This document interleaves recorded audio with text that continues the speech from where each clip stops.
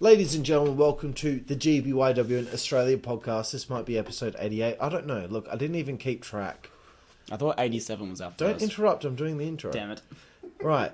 I don't know what it is, but it is what it is. You're seeing it on the screen right now because you clicked on the link, wanker. This is part 3 of my interview. Shut up, everyone. This is part 3 of my interview with Daredevil Brian Lowe. How's it going, everyone? I have returned. He is a former ICWS hardcore champion, and no one cares. I'm not a former ICWS hardcore champion. The I was the last ever hardcore champion. Very good. Thank you. Thank you. I would appreciate it. Congratulations. If you actually announce me properly. You know. It's good to have you here, bro. And we're doing part 3. Thanks and for having me again. Where we were before, it's just after War Games. War Games at Autumn Brawl 2013. Wow.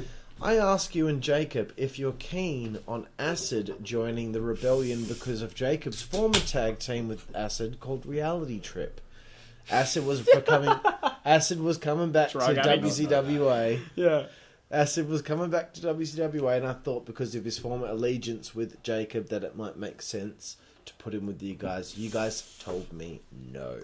Why? I think it was because, like... You didn't want Ryan in. You hated Ryan being in there. You thought Ryan was a faggot. And then you honestly, certainly didn't want Ryan didn't even suck my fucking cock. No, we definitely didn't want a nigger on the team. But, like, it didn't... No. There was so much, laugh like a real racist there. I enjoy these jokes so much. So pretty much, like... yeah, well, it was... Again, it wasn't... It's truth. Full truth. KKK. Like you mono, you brown cunt. Yeah. So Jackie, you fucking honky. Honestly, we gotta split it up. I don't know why I just picked on Jack, but no, Jack's a fucking honky. That's for sure. Yeah, fuck you, Jack. No, like it wasn't anything to do with Ryan, but I think I'm not talking about Ryan. I'm talking about Acid, bitch. No. But no. How about fuck you and let me answer the question, motherfucker? Fine. So Ryan, we weren't against Ryan joining the team, but we knew what was happening with Ryan and him turning on us and all that. So. At first, we were like, okay, that's cool, you know? Because, again, me and Jacob solely wanted to run out... Well, not run, but be our tag team. A tag team, you know? As simple as that. And so I think that's why we were just like, no. And we knew fucking... I don't know, I guess in our minds, we knew Acid wasn't going to stick around. As simple as that. Like, I don't know how we knew, I guess, but he just didn't fucking stick around. At that time, Acid was very in and out. Yeah, well, that... Especially 2013, but I think I wanted to make him feel at home. And feel like he was a part of something, yeah. So I wanted to put him with Jacob at least, but and I completely understood that. No, you know, it was just an idea. Yeah. But you know, not all ideas. I just wanted the insight. Not all ideas. Yeah, it wasn't. It wasn't a big thing. Like it was nothing. It probably wouldn't have worked anyway. It was nothing against Ty or nothing. Plus, he ended up joining the Elite Alliance, so. And it worked well. You know. Yeah. I guess it's Autumn Brawl because we opened the show and then fucking, you know, hours later when the show's still going, Esqueleto versus Scream in a proving ground match because Dark Ice was pissed off with us both. I wish I watched this back. Dark Ice was pissed off with everyone in the Black Carnival except for Rex. So that means all the masked characters are just copping shit left, right and centre. Constantly taking chokeslams. Scream and Esqueleto had to fight each other in order to prove themselves. I love how this was a match. Like, yeah, I can't believe it even happened. Made the card. I'm pretty sure Scream gave Esqueleto a Hurricane Runner off the top rope. What a madman. I'm pretty sure that happened. I need to watch this match. Should we watch this quickly? Like, no. But you know what? It was cool that Esqueleto and Scream got to battle once, and Esqueleto, of course, went over. Do you know why I think? Yeah, no shit. Do you know why I think we'd probably do that? I think because we were like, we should verse again. You know, like. I think we just did a little Scream Esqueleto match. Like, just when we thought we stopped wrestling each other, it's like, oh, God, let's do it again. Circus of Pain is the next show. This is a great show. Yes, it was. Because you know what we're doing with this Elite Alliance Rebellion feud? We're fucking throwing swerves at the guys left, right, and centre.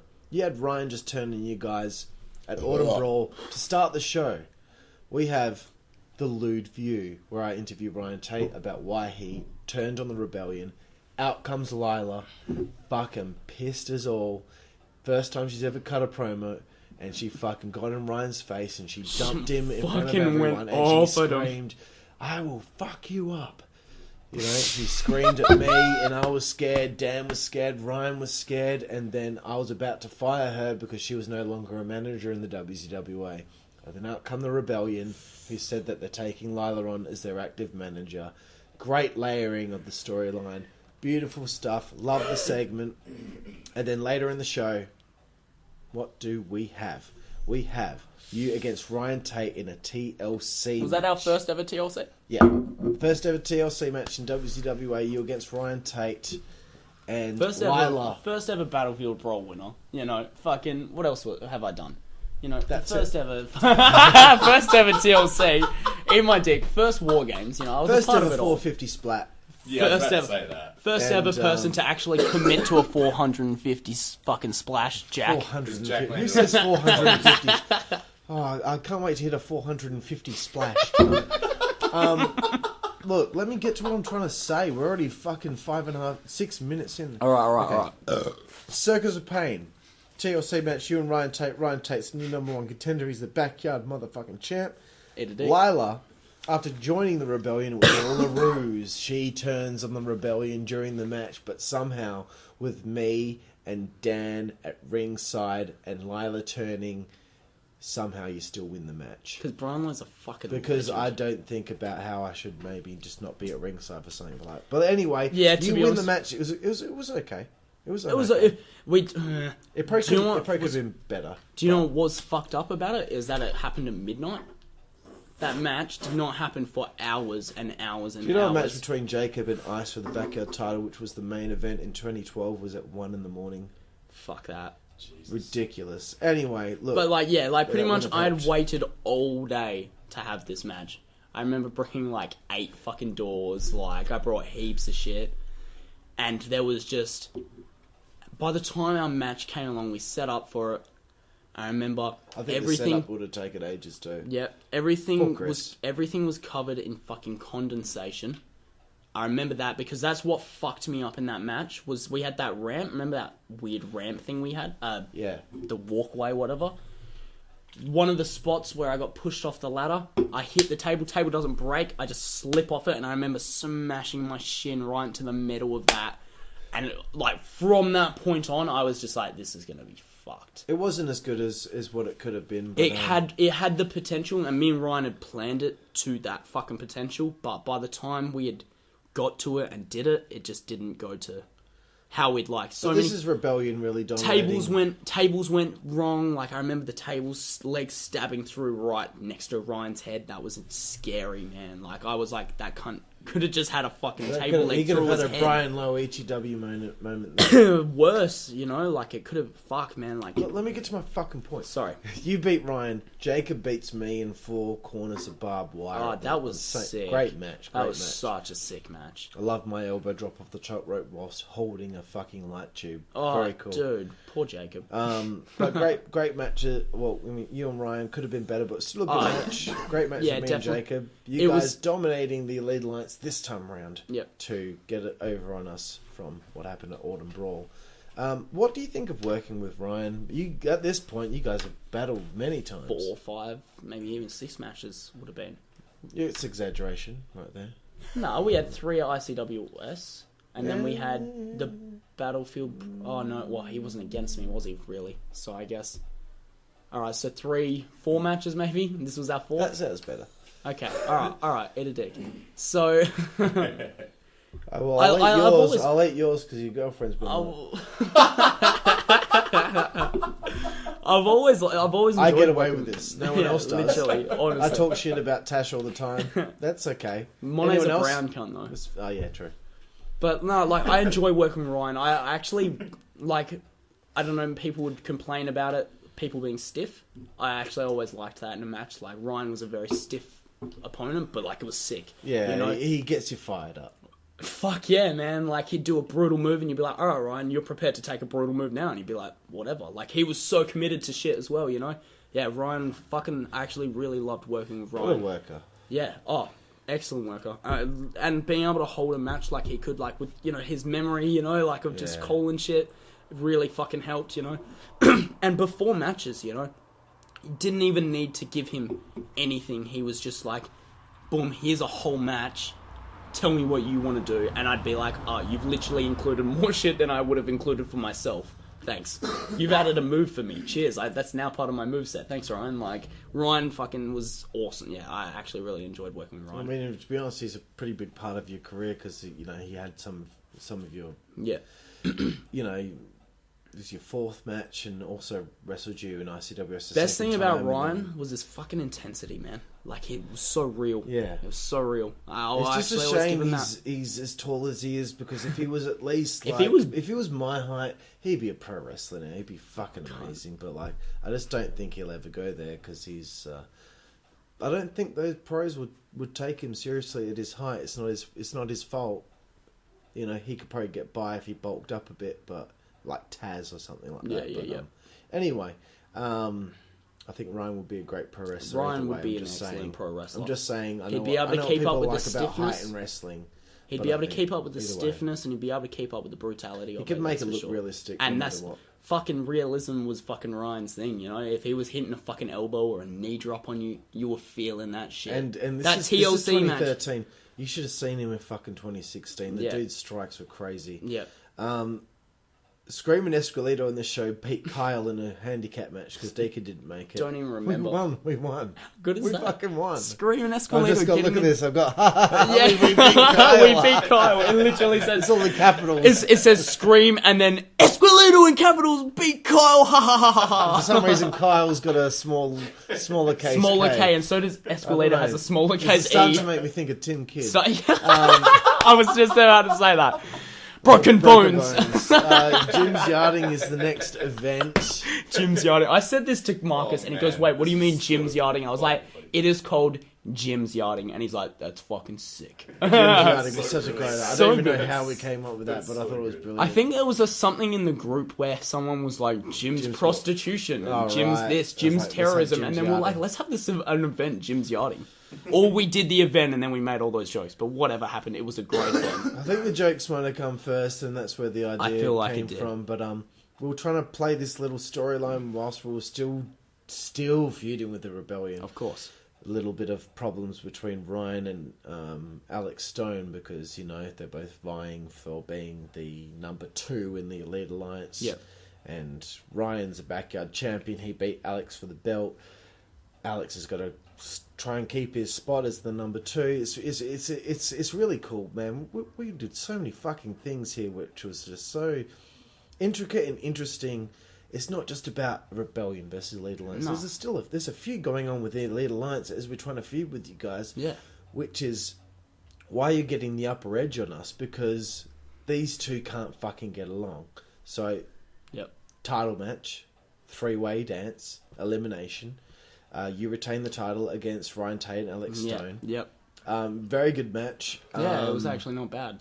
Watching it back, I thought before I watched it, I was like, I read it like in the match descriptions kind of thing, and I was like, oh, fuck, I feel like this was a pretty average match. And I watched it back and I was like, you're probably thinking that because it's a multi-man and you don't like it. I wasn't a fan. Don't either. I was literally like one-on-one or nothing else. Like, It was cool how we did it. Like that, the whole start of the match was them beating me down, as it would be. You know, what else are you going to expect? And then them, you know, I think Alex has me in the fucking lion tamer. Lion tamer, that's it.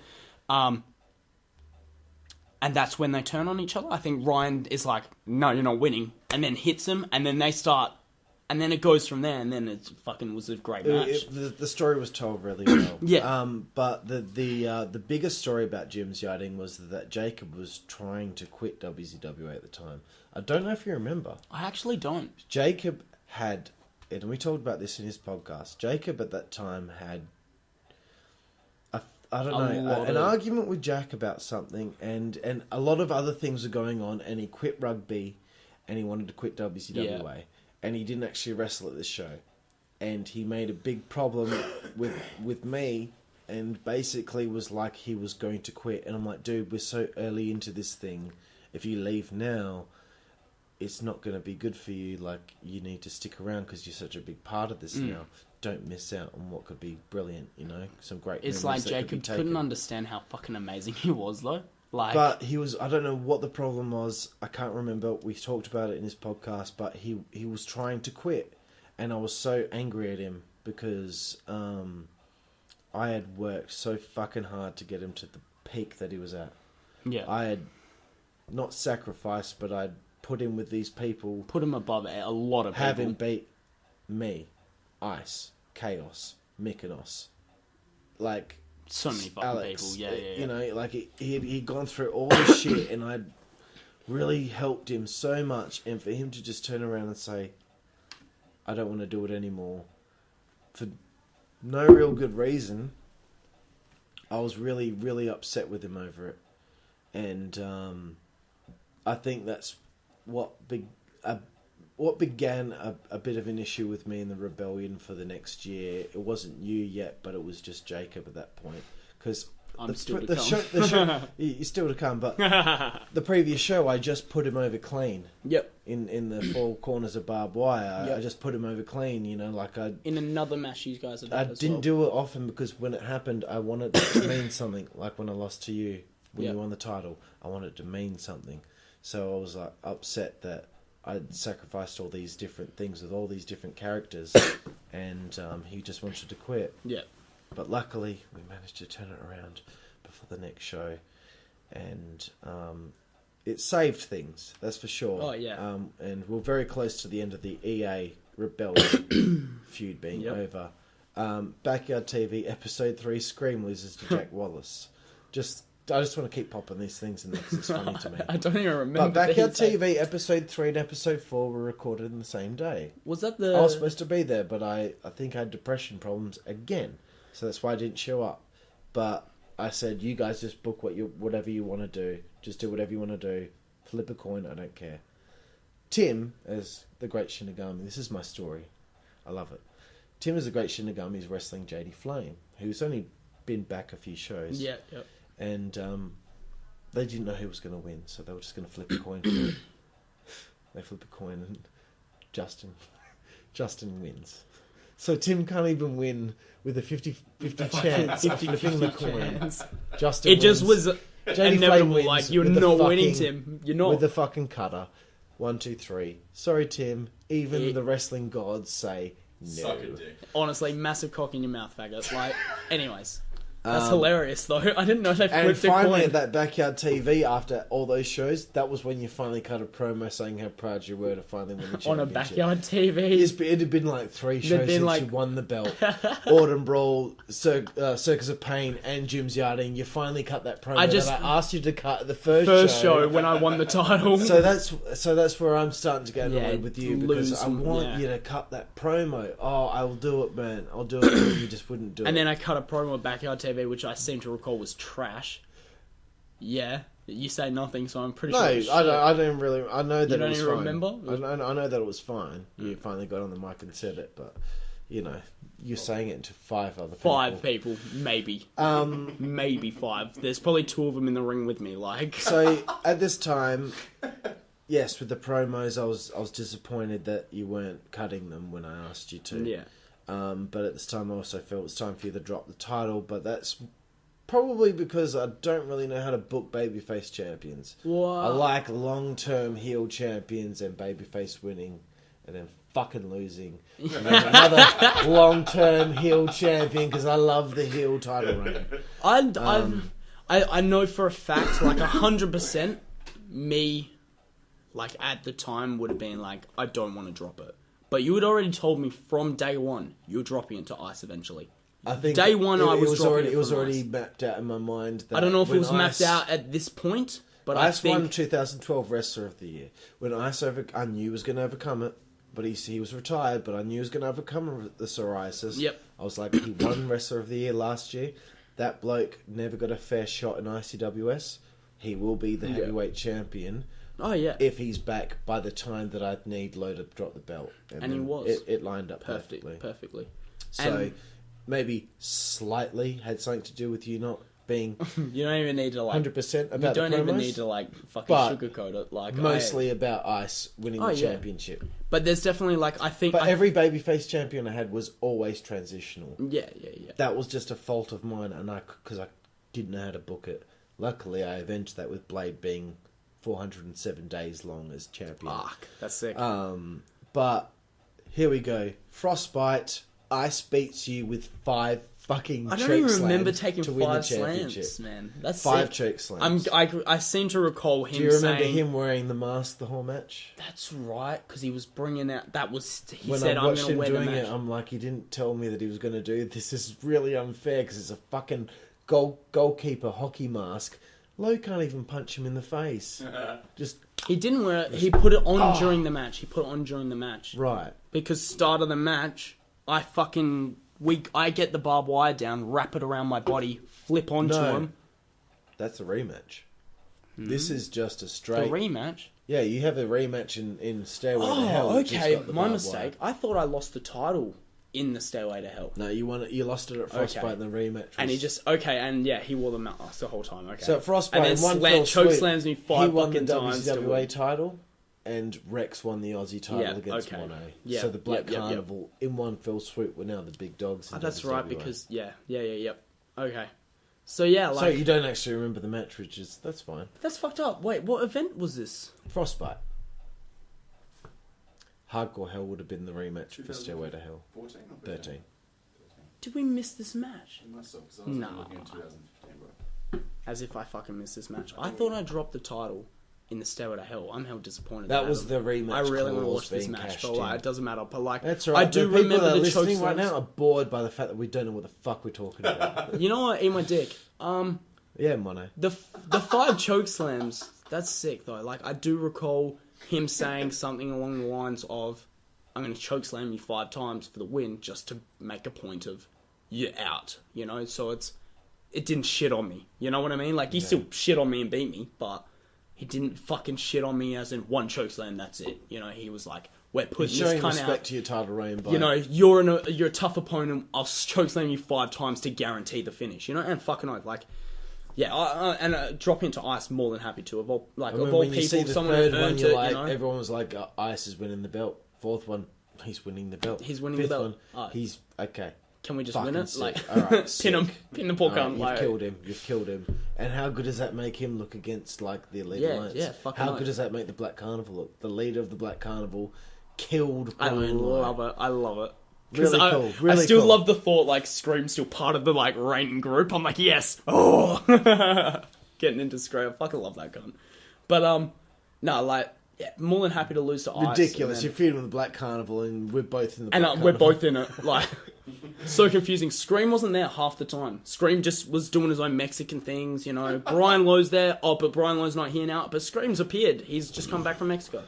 Visiting on a visa, you know? Like, it's all sweet. And, yeah, so Scream did his shit, as he does. Stairway to Hell 2. The Stairway to Hell, yeah. Versus Dark Ice, Hardcore Hell. I will Feud with never Black forget. Carnival, but just don't cut me off yet. You talk too much, Fuck Carl. up, Daniel. Fuck There's up. just 2 points I want to make. No, the sorry, feud of the sorry. Black Carnival really begins here, and the Elite Alliance feud finally fucking ends with Tate beating Antilochus to win back the Backyard Championship that he lost at Frostbite. Yep. I was certainly not keen on Antilochus winning another title after what he did before that, but it Yeah, made yeah. sense for the story for It worked out Jacob, Ryan, and Alex to have a triple threat after the previous one. You guys are going to fucking get along, and you're going to make sure that Ryan retains, Jacob wins the belt. Yeah. Big pop. Anyway, it was all set up for Ryan to take the belt back off Antilochus. This is the end of the Elite Alliance and Rebellion feud. We'll get to that in a minute. Yeah, but yeah. Stairway to actually, you Hell. know what? We won't get. We will go to that now. Looking back on the feud with the Elite Alliance, what did that do for you and Jacob in your eyes? Well, it definitely cemented us as, like, It probably You know. went a little bit too long, but I'm happy with it. I'm happy with it. I'm fucking oath I'm happy with it. Like, it was sick. Like, I loved actually having a storyline. Like, obviously, ICWS, I had my little hardcore run with Three Nearly Dog. a year long, this feud. But that's the thing. This was a feud. This was a, you know, A blood feud. a fucking oath, you know. So many brutal matches. So many different matches. All starting with my first fucking match. Or my second match back, sorry. You know, winning the fucking... It all dates back to me doing actual shit when I started, you know? And, like... I don't know, man. Like, I think Jacob would probably agree in saying, like, it definitely made us as such as the wrestlers, you know, we were in our characters. Was this you and Jacob's first big Well, feud as a fuck, tag team? man. This Yeah, is the yeah. only thing that This Jacob was had our done first really, like, feud. The backyard title reign for the first part of 2012 wasn't connected, but that's a big part of Jacob. But after that, it's pretty big for him. Lowe missed that first part, so everything he did after that was Yeah. mainly geared towards what we did there. Yeah. But it was, man, fuck. It was, I don't know, like, It's I can't just say what fucking it did sick, for me. It was just, just fucking sick. Like, I loved the, I don't know, like, I love working with you because, I don't know, man, every time I fucking have a match with you, you just fucking, you're like, do this, and I'm like, yep, easy, done, you know? But, fucking... I think Brian's at the front, sorry. Hoorah. The next question was, well, as you were mentioning me, look, this is a question, I already asked you about Three Dog, but obviously your next real big feud was me. And, you know, if I interview Steel, I don't say to him, what does Aston Crude mean to the career of Steel Kemsley, because we never feuded. But we feuded, so what does Aston Crude mean to the career of Brian Lowe? Just hang on a second, the other Brian. This Brian's answering a question. Well, fuck, man, like, you're everything to my, like WZWA career. I can't say ICWS, because that was, you know, my own thing as such, you know? You can't ever forget our first match, you know? And that's, I don't know, I love that about our feud, you know, you always, it might not have been a thing in WZWA how we had that match back in the day, but I always thought, you know, it's so fucking cool, how we've come from that. That was chapter 1. That was just nothing. That was just the first ever meeting of Brian Lowe and fucking Aston Crude, and then 2 years on, something like that. And here they are in a fucking different federation, in the fucking main event for the title, like, crazy, you know, all the build-up for me winning the title, like, fuck, man, just... I mean, if you think about it, when I was in it 18 years that I did backyard wrestling, my career is defined by feuding with Diffuser, Johnny V, Dan Zeppelin, and then Brian Lowe, Alex Stone, Mykonos, that's it. That's it's a small class when you consider how many fucking people I wrestled and feuded with. It's over 20. Shit. Yeah, it's over 20. Like, easily. You know, but for the biggest rivals that I had, for you to be in that class with those guys, that's really meaningful to me. Fuck, it's meaningful to me, bro. Like, I wouldn't have thought of myself as I'm ranked at that up point, in that and I point just said my best you. match was with you that I ever had was with you at that point there. And I'd already done it for fucking 12 years. Yeah, and all the matches I had with Diffuser, the 30-minute Iron Man match that I had with him, the 3-way dance that I had with him and Johnny V at the last XCW show, all that shit, that match with Brian Lowe, I was like, that's the best match I've ever had. Fucking, and to be honest, to this day, probably still the best match I've probably ever had. I struggle to think of, like... Because I went downhill. I wouldn't say I went downhill, but I lost a lot of interest in all that shit. So my matches throughout the fucking time afterwards, after the feud, sorry. Yeah, I don't think we're probably up to that. Would you say standard. that maybe your interest was waned a little bit the moment that your dick touched pussy? The moment my dick ever was touched by a female's mouth was on Jack Wallace's couch. It's a little disappointing, but like... I thought you were going to say by Jack Wallace. It wasn't Jack Wallace, it was a female mouth, unfortunately. I wouldn't mind Jack Wallace. No, come on. For your first blowjob, a little white boy, who could turn that down? You know, like... It's as good as it gets in jail. Nah, but on... I'm not smiling. Sound Do like you see me smiling? I'm not smiling. Now I am because Marcus laughed. That's the only reason I said it. No, but that's the only reason I said it. No. Like, in full honesty, like, yeah, man, like, you were fucking so much. You made my career in backyard wrestling. You know, if it wasn't for you, I wouldn't have done fuck all. If it wasn't for me, you'd be a mid card. Eat my dick, son. Eat my fucking Just a nobody. I love you, bro. No, I appreciate it. Bro. You did more for me than... I'd be screamed. As simple as that. You did more for me than you'll ever realise. That really helped people realise, okay, but say, he knows what he's doing as a booker. He actually used the booking skills to put someone that he believed in into a position that he was nowhere near before because of ICWS and the situation. I mean, you're quite low on the totem pole there, and other people's turns. Yep. But I was like, I'm skipping all that shit.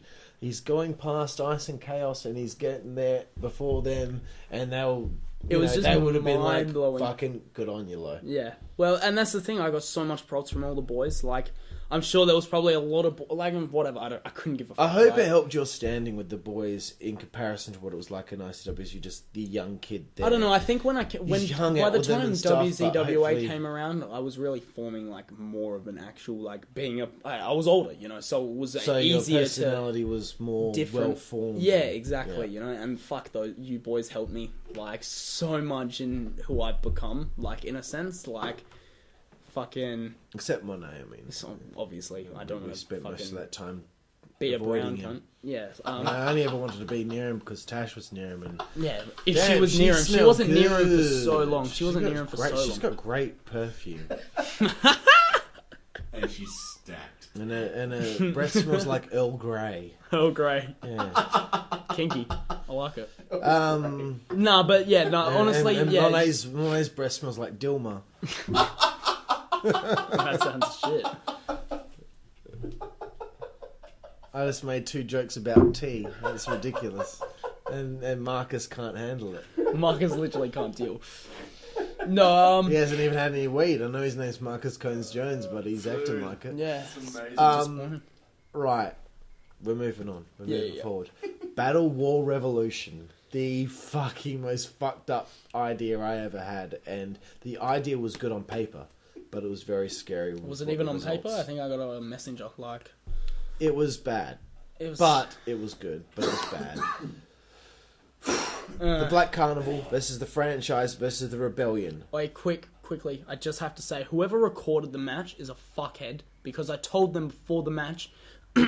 Chris is running in and he's going to light tube me and Jacob across the head. You need to get that. And he missed it. Of course he fucking missed it, because whoever it was a fucking idiot. And I took a light tube hit for no fucking reason. I was so mad. It was like my one light tube hit to the head. Fucking And hell, they missed Deacon. it. I actually think it was Deacon. I don't know if Honestly, it it was probably Deacon. It might have been Steel. Deacon or Steel? Deacon and Steel? I don't know. Was Deacon Steel and back Steel. yet? Yeah, he I probably wouldn't put was. it past Steel. Yeah, fuck Steel. Nah, but yeah, I just have to say that was fucking so annoying because all you see in the recap is Chris coming over to me and busting it on my neck or something, and I was like, ugh.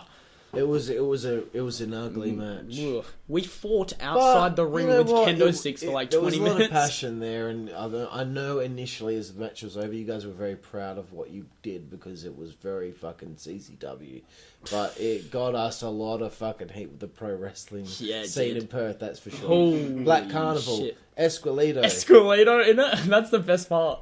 Esqueleto, and Rex Regan, because Ice had a back injury Yeah. at the time. I had to fill in as Remember Esqueleto. you were going to take the barbed wire spot? Yeah, And Jacob was like, just did it without me. And I'm like, wait for me to get on the ring apron, cunt. And then his head got caught in it. Anyway, I was franchise, telling Jack you about Wallace, that, Luke Monet, Rebel. I don't know if you know, Marcus, what the rules of the match were. I believe one team had to use light tubes on the other. One team had to put a team through a table. And the other team had to use barbed wire on the other team. Once you had cleared your objective, then you can go for a pinfall. Sounds like a fucking That makes a lot more sense to the recap I watched then. Yeah. So once you cleared your objective, pinfall attempts were available to you, and you could eliminate whoever you need. Well, no, first pinfall to a finish. Sorry. Makes more sense, But yeah. obviously the finish of the match was fucked because Jacob went onto a barbed wire bed and his hair got caught and he couldn't get out of it. So after about, 45 seconds of us panicking about it, Rex finally realised, oh, maybe I should pin him, and he put his hands on him and The ref was like, yeah. It's all over. And I'm like, oh god, what a So nightmare. awkward, dude. What a it was very fucking disappointing. nightmare. Fucking awkward. But I said to Jacob before the match, I'm like, if you're taking that fucking barbed wire bed spot and I'm allowing you to do it, I'll take it with you. I don't Yeah, care I if it ruins remember. my Esqueleto outfit. I think he, But he just did it by himself. I'm like, oh, I'm standing right there, just fuck. I would have think, taken yeah. it, man. I know you would have. It was I a just, hectic bum. Because I wanted everyone to know that, like, if I'm going to allow someone to do something, it's fucking I dangerous. didn't want it to happen. I didn't want the barbed wire bed spot to happen. But I was like, if he's going to do it, then I will take it too. Anyway, look, it was an ugly match, and that's all we need to worry about. Yeah, it was something else, eh? Yeah, and in the same show, you wrestle the Great Shiranagami as Scream in a Black Carnival Playground match, which is a Is that the same event? same event. Dog collar, No. yeah, dog collar and all the hardcore shit you guys did in that, and you still did the Battle War match. What? No, that wasn't the same. It was. I saw it today. Whoa. I read it up. Madman. Dude. Are you saying that my... Do you know what this is what I was going to say earlier. Remember, I was like, I think Jacob wasn't happy that I did the match. And I was like, no, wait, it sounds like a Tim thing. That's what it was.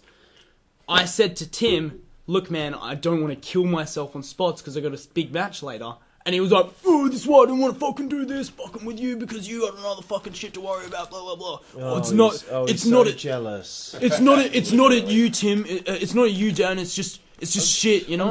I'm just like, I never won a match, and you're in the main event for the last 6 months, and you're my younger cousin that I told that wasn't allowed to be in ICWS. And in the future, when your girlfriend has a birthday party, I'm going to be a dog cunt about it and leave. After I paid you hundreds of dollars. We didn't pay him much. I'll take your money and I will fucking bail. Because my girlfriend needs it. And then when I get home, I will put my dick in a train wrap.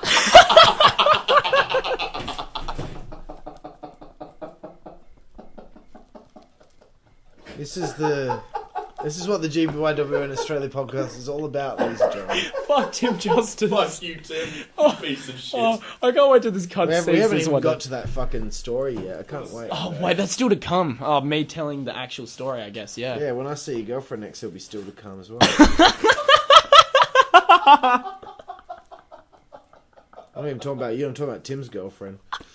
Wait, she's a little rat bitch. She's nothing, no. She ain't stacked. Yeah, I watched you. Ratatouille. I got a hard on. I'll fucking rat.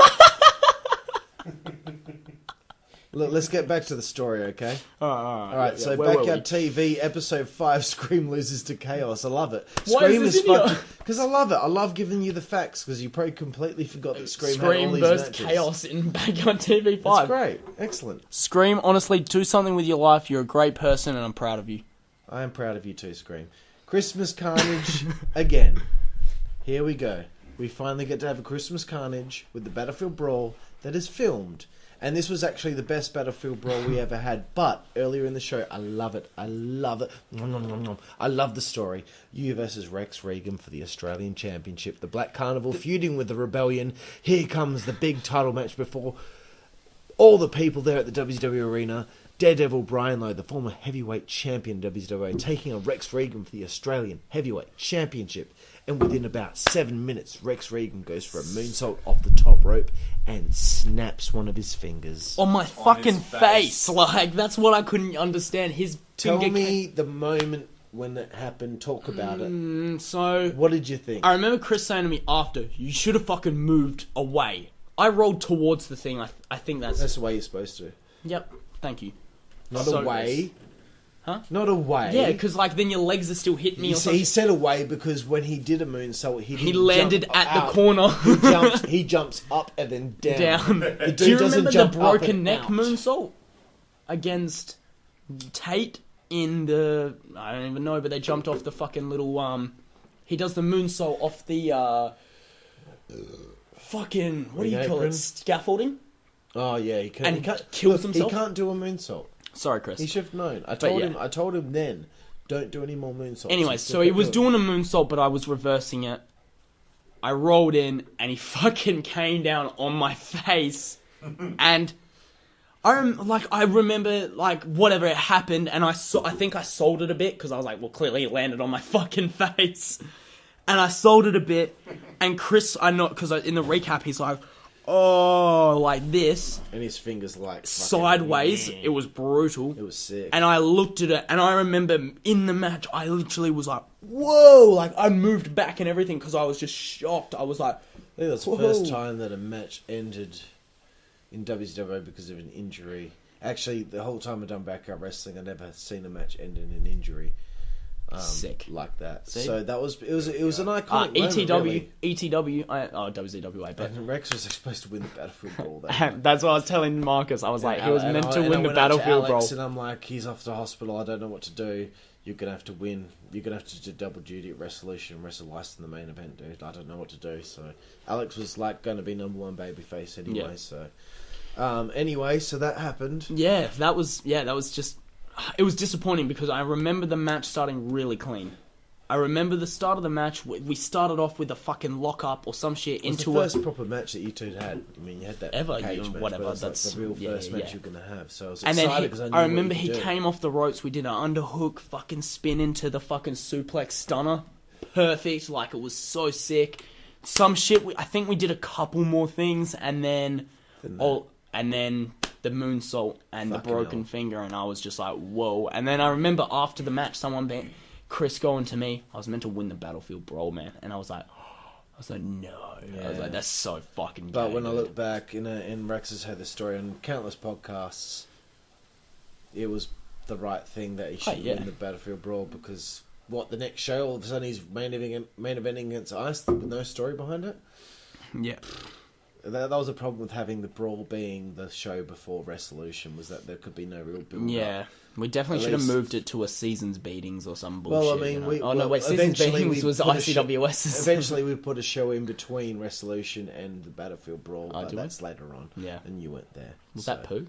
No, Pooh was earlier. I really just wanted to be a part of Pooh. At this point, the feud with the Black Carnival is supposed to come to an end. The Rebellion are now not being demoted, but they're not going to be in main events anymore because you're getting slotted into the tag team division because we really needed to give the franchise some opponents because Legion basically owned the tag division in 2013, and they dropped the titles to franchise at Christmas Carnage. Franchise needed some fucking good teams to work with, so we already had Circus Royale. We need to put the Rebellion in there. So here we fucking go, motherfucker. Fucking ladder match. At the same time, just tidbit, I was upset with you both, and I'll get to that later. Backyard TV on the magical weekend. I call this the magical weekend. Friday night Backyard TV, Resolution 2, and then ICWS on Sunday. Rusty, the Australian Backyard Wrestling legend, coming over from Melbourne to be a part of the shows. How fucking awesome is So this? sick. So 3 sick. days in a row of wrestling. We never had it, and we never had it since. Never had it before, never had it since. But, here we go. Episode 6, Backyard TV. Scream finally wins against El Papacito and the Afternoon Rocker in a handicap match. How low on the totem pole is Papacito and the Afternoon Rocker to lose in a handicap match to Scream, who's lost every single Backyard TV match he's Did been? they verse... That's the match where they versed me in the fucking sumo suits. You know that, right? No, it's not. Isn't it? No. So I just beat them clean. Like, as Yeah. Scream. Yeah. Cool. Scream You hit your is a leg- fucking legend. You hit Scream's leg drop off the second rope onto the back of Afternoon Rocker's head to get the win. That started off Backyard TV. The main event of Backyard TV that night saw you and Rex have the barn burner you're supposed to have at Christmas Carnage for the Australian Championship. That's something I actually haven't watched back. Pretty good match. I can't remember it too well. I think it was like 5 matches in that back. It was Friday night. We were all at Jack's house. The next day's Resolution was so excited. We just had a few matches, and that was the main event because Chris really wanted to have that match. Yeah. It was really fuck. good. It was really And good. I do wish, though, like, if Chris didn't snap his finger on my face, I think we would have had a fucking match of the night fucking candidate that right there. Because we had it planned out, you know. It was going to be good. And it but was- whatever, the shit Backyard TV happens, match was you guys put in the amount of effort Yeah. that you usually would for a normal show. Even do though it was seem to about 8 remember. people in the crowd, you still went out there and did it. Yeah. Resolution Something I need to 2. watch back. The ladder match. Rebellion. Circus Royale. Franchise. I know Jack can't wait to hear this shit. I know Monet, Deacon, Kyle can't wait to hear what you got to say. Jacob, they can't wait. It was shit. No. What do you think about match of the year, first show of the year, you win match of the year in that crazy fucking ladder Can't match. even win match of the Rusty, year. who had been part of Backyard Wrestling for years, was there in awe, like, holy fuck, these guys are going way better than what me and my mates did back in the day. What a fucking match. It was, oh man. I still to this day, like, if someone asks me, like, you know, oh, you know, blah, blah, blah, Well, about what- your wrestling, I'll be You like, did oh, you wrestling? should see Watch this fucking match. ladder match. You know what yeah. I do? I show Resolution 1 against me and you. See, with me and you. The difference for me is I'm showing people who aren't wrestling fans, and they're not going to appreciate what we did. So I have to go, see me getting slammed hell hard on this ladder, and I got fucked up, and they're like, whoa, you know, sense, like... yeah. So that's how it's always been to me, and I've always gone, oh man, the ladder match, wow. Like, you want to see me and my boys. Get hurt, I remember in the match, right at the start, I think Jacob gets smacked over the fucking head with it, and you just go, oh fuck. I was on right the at the start. Camera. That's what it is. That's what it is. In whatever it is I've Jack seen, hitting the you fucking just going, dragon oh my. suplex on Kyle onto that fucking ladder. And You've seen that, right? The I went, backward suplex oh, where Kyle just, fuck! oh, what the fuck? Oh my god. Like I said, oh fuck, Such like an I would if I insane came inside Cagney Linkada. Oh yeah. Respect. Yes, please. Respect. Anyway. But so yeah, like fuck man, that was a fucking sick match. Like I always remember, like I don't think I did anything too fucking amazing in that match to make myself the star of it. I definitely think, I think probably everyone played an equal part. I think, yeah, well, really, I definitely think Monet, Kyle, and fucking Jacob were the stars, though. 100%. Like, Monet was fucking... And you, Monet, Deacon Monet and and Jack Kyle were the guys on the flipping ground it. kind of doing shit to the Yeah, guys. yeah, you know, like, Monet and Kyle, I have to give them massive props for just putting on that match no shirt. I always think that whenever you do a hardcore match, if someone goes in no-shirted, massive respect. Like, yeah, because that little thin piece of material... It makes actually every does difference. make the It's the difference. It Like, does. that's it right there. Like, I'll wrestle Like, every... I wrestled Jacob in that four corners of barbed wire. I just had an extra shirt underneath. Yeah. I That was remember. it. Yeah, It's just an extra shirt. that's all it needed. Yep. But like, yeah, no, Fucking hell. fuck, But man. the planning, was there a lot of planning going into that? I mean, you guys were having a big group chat talking about I think that, right? we had a big group chat about it, and I think there was the main shit talked about it. I remember me and Jack discussing before the match. We're like, we got to have a little brawl moment between us where we'll actually scrap on, because me and Jack were doing that at the time. I'd just all of a sudden start bashing on Jack, and he'd start going on me, but because it's Jack, I'd just throw him to the ground and make him piss. And I remember just doing that in the match, and he was going me, and I just remember ripping him to the ground hell brutally and just kicking the fuck out of him. That was after Jacob flipped off the ladder through the table. The corkscrew, yeah. I remember Jacob's plan for that. Nothing against Jacob, but it was a little retarded, and I think I spoke him out of it. But he was going to put the ladder on top of the limestone blocks and do the same move. And I said no. You said said don't no. do that. I remember saying, I Too swear, dangerous. I swear I said like that's just insane, but Just do it off the ladder. It's I think it's it's just as fuck, and everyone was like, whoa, you know, went fucking crazy, you know. So, but yeah, no, that what was does that definitely match mean to you? That must mean a lot. fuck, man. Like that's probably, yeah, I guess in a sense, another one of my like, you know, greatest matches. I could definitely like if I'm gonna go back and look at my greatest matches, that'd be another one that came to mind. You know, where I'd be like the ladder match, man. That was for what it was as well. A triangle ladder match is a bit of a hard one to work, you know, and I don't think it was fucking amazing, but it was fucking sick what we did for what we were. I reckon it was fucking awesome. You know, that's how I always try to think of it. For what we were. Fuck yeah, man! Like we fucking went at it, like for sure. No, it was definitely a sick match. So I'm taking a sidebar here. This is an interesting topic. Marcus knows what I'm going to say. This is an interesting situation because this is the first time it's happened in the group where someone had a girlfriend. And that Here we go. girlfriend became someone else's girlfriend, and that someone else is someone who's pretty cool and a friend, and Fuck. and I don't know what the breakdown. I don't want to talk about the breakdown of that relationship because it's not important, but It was a little messy. It obviously it didn't work out.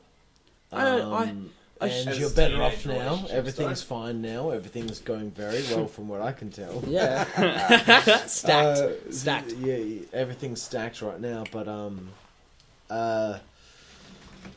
you know, I remember at Resolution 2 after the show, we're all drinking. We're standing in a circle, and I overheard you talking about if anyone here ever got with her, there'd be a fucking problem.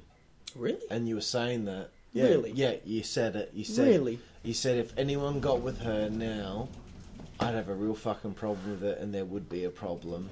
And I, Rusty, already knew yeah. something was happening because Dan had confided in me about it, and he confided in Rusty the night before. What did it? And it's not, again, I love Dan. Like, that's the thing. To this day, I'll fucking love Dan because he's one of my boys for fucking how many years, you know? He told me it was the ICWS show, probably with the hardcore title, possibly. It was at an ICWS show, though, and Monet had said to... No. It was Tim who had sparked the thing, because he said, oh, I ran into Dan in the city, and he was with Rihanna. And he saw her. And I was like, oh, okay. Alright. They organised to see each other in the city. I did... To be fair, from day one, the first thing Dan ever said to Rihanna, right, when I came to the show, he said to her, you have a really cute nose. And I always thought that was weird, and then ever since that, I was always like, honestly, from day one, I always thought if anyone was to ever do anything, it'd be Dan, just because they were so similar. I mean, if I was They single, were. probably... Fair enough. But like... I'm Jacob. talking about you. Right. But like, you know, so it's fuck, how old was I? So I was 15. It was my first, I don't know, I guess you could say my first love. So I lost my virginity to her and everything, you know, she lost her virginity to me. We had a very serious relationship for what we were at the age, so when I left her, it was heartbreaking for me to do, you know, she fucking cried and cried and cried, you know, it was fucked up, you know, I walked her home, I spoke to her mum, I told her what happened and everything, her mum was understanding and all that, it was a really fucked up situation, kind of, just the way she took it, and fair enough, like, she didn't expect it, you know, fucking, everything had been fine, and I'd been thinking about it for a long time, and yeah, and I think I just finally was like, look, I need to do this because it's not fair to just keep a relationship going that's not there, you know? So, yeah, that happened and so on. And then, yeah, like, I was told about it, and then Dan said to me at an ICWS event, oh, bro, just so you know, and this is the thing, this is what got to me a little bit, and it's, again, nothing at Dan, because I think maybe in his mind at the time, nothing was happening, but he pulled me aside and he goes, look, man, the bitter rumours are going around about me and Rihanna. I just want to say, we're just friends, you know, we're just hanging out, nothing's going on, so there's nothing to worry about. And I was like, look, man, I'm not worried about anything, you're all sweet, like, do what you want. And he was like, alright, man, sweet, cool. And we were cool. And then, all of a sudden, he was dating her. And I think I was taken aback a bit, and I was like, why say that to me when you could have just... You feel like he was fluffing your pillow? A little bit, you could have just said... I don't know why that was the example I gave, but... Yeah, I understood, sense. Yeah. I feel like he probably should have just been like, look, man, I'm interested in her, and I'm probably going to start seeing each other, you know, not even are you cool with this, because I don't agree with that kind of shit, being like, oh, can I date your ex? Because it's like, well, if you want to, you're just going to fucking do it. Yeah. I don't see any belief in that, but at least saying, I'm interested, I don't know, like, what he said to me, I just felt was like, afterwards, I was like, why'd you lie to me? But I don't know if he was lying. He might have not thought anything was going on at the time. I don't know. Whatever. It affected me to the point where I was like... Because the thing that affected me with her was having her coming to wrestling and me not being able to have my time with the boys anymore. It took so much away from my time with the boys. It did. You know, you probably would remember when I would bring her, I'd spend most of the time sitting next to her in a chair, you know, doing nothing. And... I think back to it now and I'm like, that was probably a big part of me leaving her. Not because of her, like, obviously there was those things as well, but a huge part was her being, I just wanted my own life, I think. At that age as well, I was like, this is what I love, and I have to, it just was, you didn't just want to show her all the attention. You know, and that as well, but it wasn't just wrestling that took me away from her, obviously, you know, it was obviously stuff in the relationship, but I was done with it, and, you know, as people are, you know, and I think I was affected because I didn't want her around anymore. I wanted to separate myself from that, get over it myself, and then, you know, 2 shows later, she's at the shows. And that was fucking hard, you know, being fucking a 15-year-old. I was going to ask, you know, how difficult is it to have an ex-girlfriend who is still constantly in the group? Yeah. And that's the thing, still in the group, you know, and guys. The thing, like, that's the thing, you know. Rihanna's cool now, like, I've spoke to her since and shit at a show, you know, whatever. I couldn't give a fuck now. Again. Marcus is out of papers again. Keep going. And she goes, you know, everything was cool, But, like, I just think back and I'm like, as a 15-year-old me, her talking shit in the group as well, because I know she did, and you can't say she didn't, because she did talk a bit of shit about me at times. Whatever, I couldn't give a fuck. I'm sure it happened, and I'm pretty sure I remember something. The thing I found funny was that Jacob would just sit there and just send me every screenshot of everything she'd say and post and everything. And I remember one comment I made on something, because there was something, I think you did it as well, motherfucker, and you go, hey, Rihanna, who is the best route, Dan or Daniel, right? 100%. What a cunt, right? I remember that too. And then Jacob, I saw that and I said, Jacob, tell me what the fuck she says. And then she wrote, Dan, he's got a bigger dick or some shit like that. Dan has known to have a big I've dick. heard he's got a giant Haley cock. told And I me. was like, yeah, that's cool. I was Haley like, I told couldn't me. give a fuck. I don't know why. She just offered I didn't even pry. She offered the information. He's got a really big dick. And I was Wow. like, oh, Dan, apparently you're a tripod. No wonder you've become a great photographer. That's perfect. Let's end that shit. But right no, now. yeah, well, pretty much as simple as that. I was hurt as a 15-year-old because I think I felt betrayed or some shit. But now as an adult, I look back at it and I'm like, I can laugh about it 100% because like, And what? he's got a stacked missus. And my missus is stacked now. Damn, boy. Damn boy, like. Damn, boy. But yeah, so you know, and I just Ouchie, wow, wow. And there ain't got nothing. yeah, I couldn't give a fuck. It was a long time ago. It's probably. But it's definitely something I probably like. I'm hungry, mum. I'm kind of glad that's me so much. That's disgusting. Sucking on titties. Me doing that, and looking you in the eyes when I do it. I'm hungry, mama. Don't let her listen to this, please. Never. Do you think she's going to sit through I was gonna 4 say to him hours tomorrow. of talking about wrestling? I was going to say to him tomorrow, just in case, don't let Ash listen to this. Cunt. If she'd listen to half an hour, I'd be like, are you okay? Are you actually listening to this? And then she'd be like, oh yeah. She wouldn't be. She listened to 10 minutes of me talking. She'd be flicking her bean. I knew it.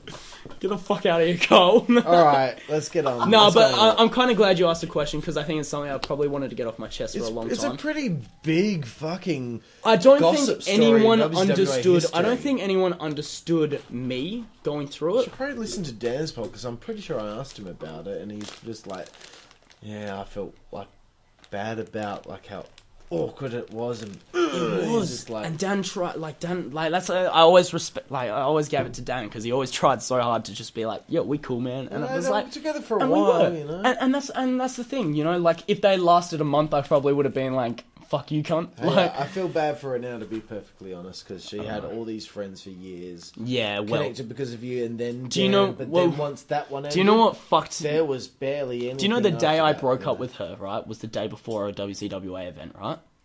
And do you know what she said to me when I broke up with her? But What's happening tomorrow?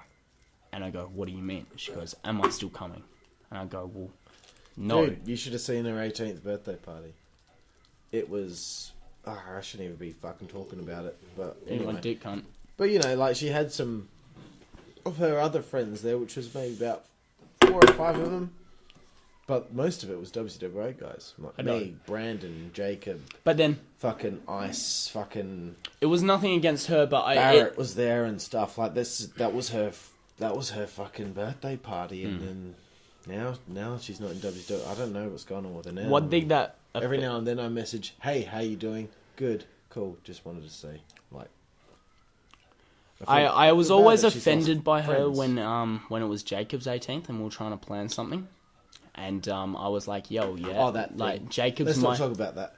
All Let's right. leave it. All right. We'll leave that. Because we're nearly at an hour. Because I've become a We're nearly sour at an hour bitch. and we just reached 2014. We've got another year to go. Oh, you're gonna be kidding Combat Crisis, right? We're kicking off not a feud, but like a competitive feud between the Rebellion and the franchise. I know what it is. Combat Crisis, you knocked Jack the fuck fuck out. You just got knocked the fuck out! And I can't remember how you did it. But I you shouldn't knocked have... him out. Alright, so... I went to kick him in the gut, like a little, setting up for a DDT or a pedigree bullshit kind of thing. Went for the kick in the gut, he leant down, my knee just came up, boom, right in the head, knocked him out. That's it, as simple as that. Went for a kick in the gut, knee to the head, bang, knocked out. Stupid. I always think to this back when I think of wrestling. Oh, fuck. Why didn't I just end the match? You know what I mean? It was so stupid, so dangerous, really, to keep going, because we don't know how Jack was. And Jack said after the match, I was not there. You know what I mean? Fucking... But you know what? It's fucking pure that match continued. And So Jack pure. continued to put on the fucking match. Another props, you know? It's like fucking... Kurt Angle getting knocked out by Triple H in that match with Austin. Yeah. Getting the pedigree through the announce table, and he doesn't remember any of it. And then later on, he's like, "Yeah, I don't remember any of it." And we're all like, "Yeah, Kurt, you're a sick cunt, mate." Yeah, fucking oath. Like, thinking Just back... to give a perspective from the crowd's point of view, I was sitting in the crowd for that match, and it didn't even look like the knee connected. No, I was on camera. I didn't know I it was like- connected. It I was was like, like, what? And then you get Jack, knocked out. just why did was Jack laying drop? there. The And way then- he dropped was why I knew there was something wrong, because he went... Yeah, when he dropped, I was like, "Oh, he dropped like a bitch." Yeah, like he crumbled. Like he a just sack of fell potatoes. like that. And then Dan gets on top of him. And One, two, and I Dan pull. rips Why his did I shoulder pull up. his shoulder up? You know, I always think back. Should have just ended it, but Right. I didn't. In my mind, I was like, "This is not a proper ending." Again, stupid at the time, but in the match, I was like, "Something's not right. Why isn't Jack kicked out?" And because I was he's looking already at him. retarded before the match, so it doesn't matter. Later on, Jacob beat Monet, so the Rebellion of I guess the franchise won the ladder match, so it's Yeah. 2-1 at this stage. Backyard TV, episode 8, the Black Carnival, Scream, Esquelito, Dark Ice defeats Spyro, Emilio, and Colin in a 6-man tag team match. Why did this The happen? future LWO against their future leader Esquelito and the Black Carnival. We won. That was sick. Pro So Wrestling is the next show, and it's So one of sick. the I love last Scream. fucking night shows for a long time. What's that? I might be wrong. I think maybe the next show was the last night show. But anyway, Wrestling. it was a huge crowd. It was the crowd that Jack wanted to have a party at the same time as having an event. Franchise Do I versus walk away Rebellion. now? Franchise This was a versus joke. Rebellion We were for the having tag team matches. title match. I just have to tell Marcus because he doesn't Go, know about this. Go for it. We were having matches, and Jack's friends are playing music and having a party in the background. Like there was like 60 odd people. There was so many people. Really? yeah. But it was Jack's friends having a party, and they weren't interested. And we're like, why is this happening? Like, So basically, Jack was trying to implement his new friends at his school with the WZWA show, and they weren't paying attention They to the couldn't show. give a fuck. And a lot of people were very upset about it. I know Alex almost quit over it. But anyway, Franchise vs. Rebellion, they actually paid attention to the match because Jack was in the match. Very good fucking match. There was like fucking Canadian destroyers and shit. yeah, Jacob and Jack, man, doing those Canadian Was that destroyers the Canadian destroyer that I saw in the Really? into the.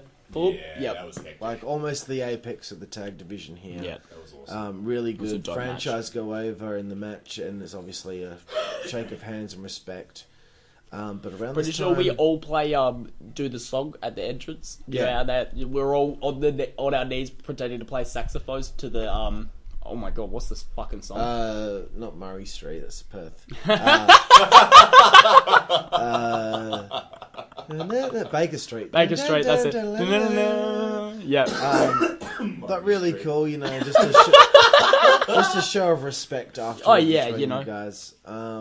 Jack starts to change around this time because of his new surroundings at his new school. Did you notice? Yeah, of course. Because I was having problems with him from then on. Everything else before that was a dream, but 2014 after that, we'll get to it. I'll talk to you about how I was getting burned out. I want to talk to you about you getting stoned at events. I don't know if I've got the timeline right. It might have been later in 2014. It was but probably a little earlier. Oh, Not at it was It's- during Rihanna. Nothing against it, but like, while I was with her was when I first smoked weed, and then event after I broke up with her, me and Jacob was like my first, like, we went down the beach. I remember having a big session, and then it became the thing, you know? Right. Spent a lot of time with Jacob and How those did you get into weed?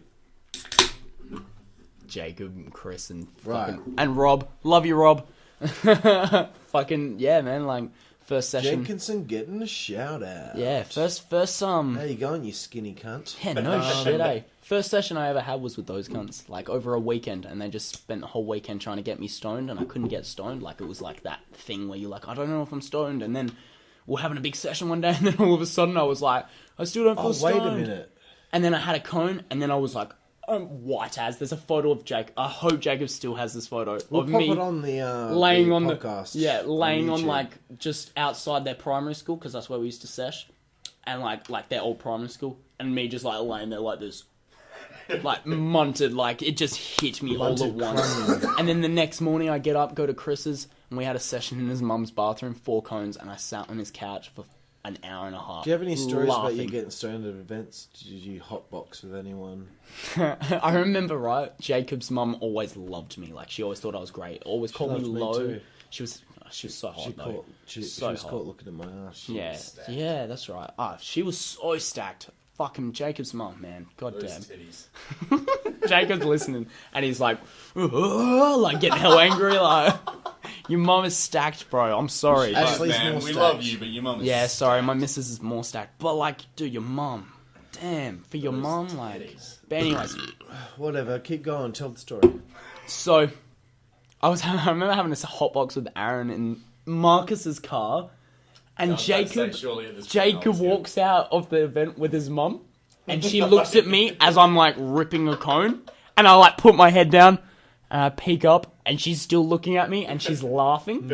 And I was like, and Jacob's like shaking his head, and I was like, I just felt so ashamed. Hey, I was like, Jacob and his mum, like, Jacob's mum, she loves me. But like, she still was like, afterwards, even after, she was just like, yeah, Dan's cool. Lowe's cool. Like, she always called me Lowe. That's what I always liked about her. I was like, mad bitch. Like, I remember there was a problem with me and being annoyed with you guys being stoned, as you rocked up. Yeah, because your eyes being fucking red and you just laughing at everything. And I'm like, yeah. And I want to tell you why I had a problem with it. I had a problem with it because it created a divide with the guys that didn't do it. Yeah. And they would want to separate themselves from you guys.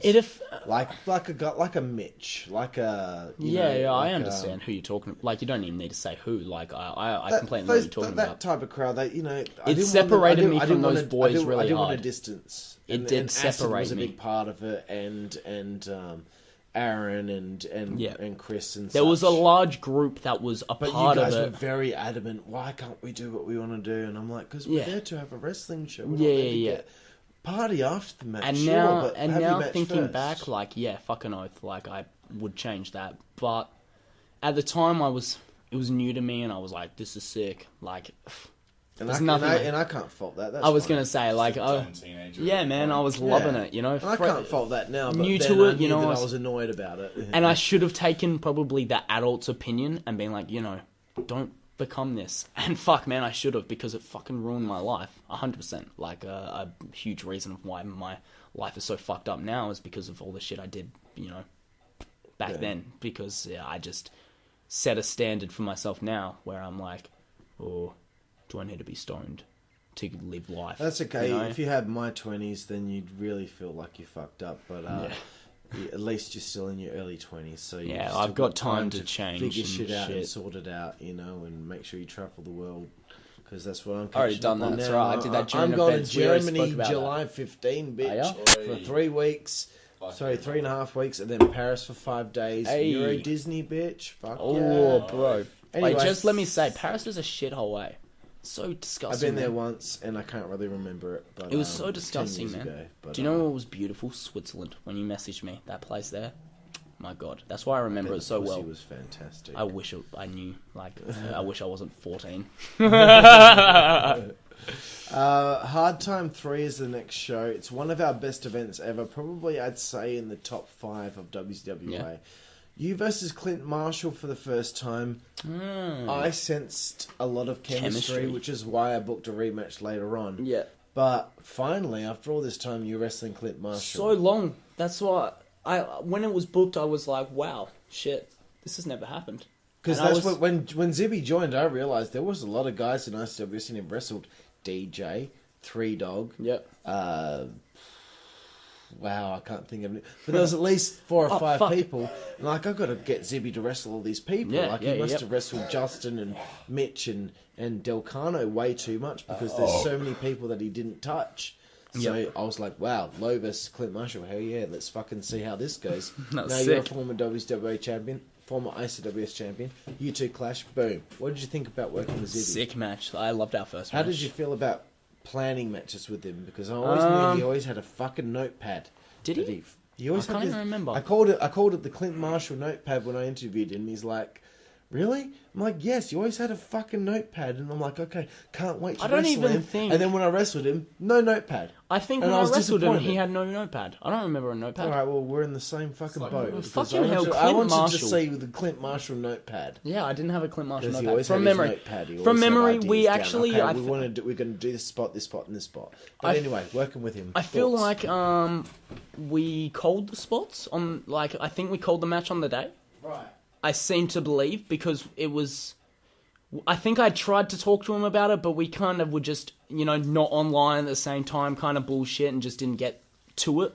Yeah. But all I can remember from that match, is just having a sick match, I remember, I loved versing Clint. I loved the final move. It looked so brutal. It looked like he murdered me on my fucking head, and it was just such a perfect way to finish. Like, yeah, nah, every time I versed Clint... that first time I first versed Clint anyways, was, definitely, I felt chemistry for sure. Like, that was, and again, like, as you said, former ICWS champion, I'd seen Clint being in the main events of fucking every ICWS show I'd been to, kind of thing. And then, and I was getting to finally have a match in the ring as well, against him, and it was fucking sick, I always remember it as being a sick match. And although you lost the match, after the match, a very familiar face showed up, and a face that we all knew at that stage because of the recent resolution match between my friend Johnny V and another guy called Nick Ariel.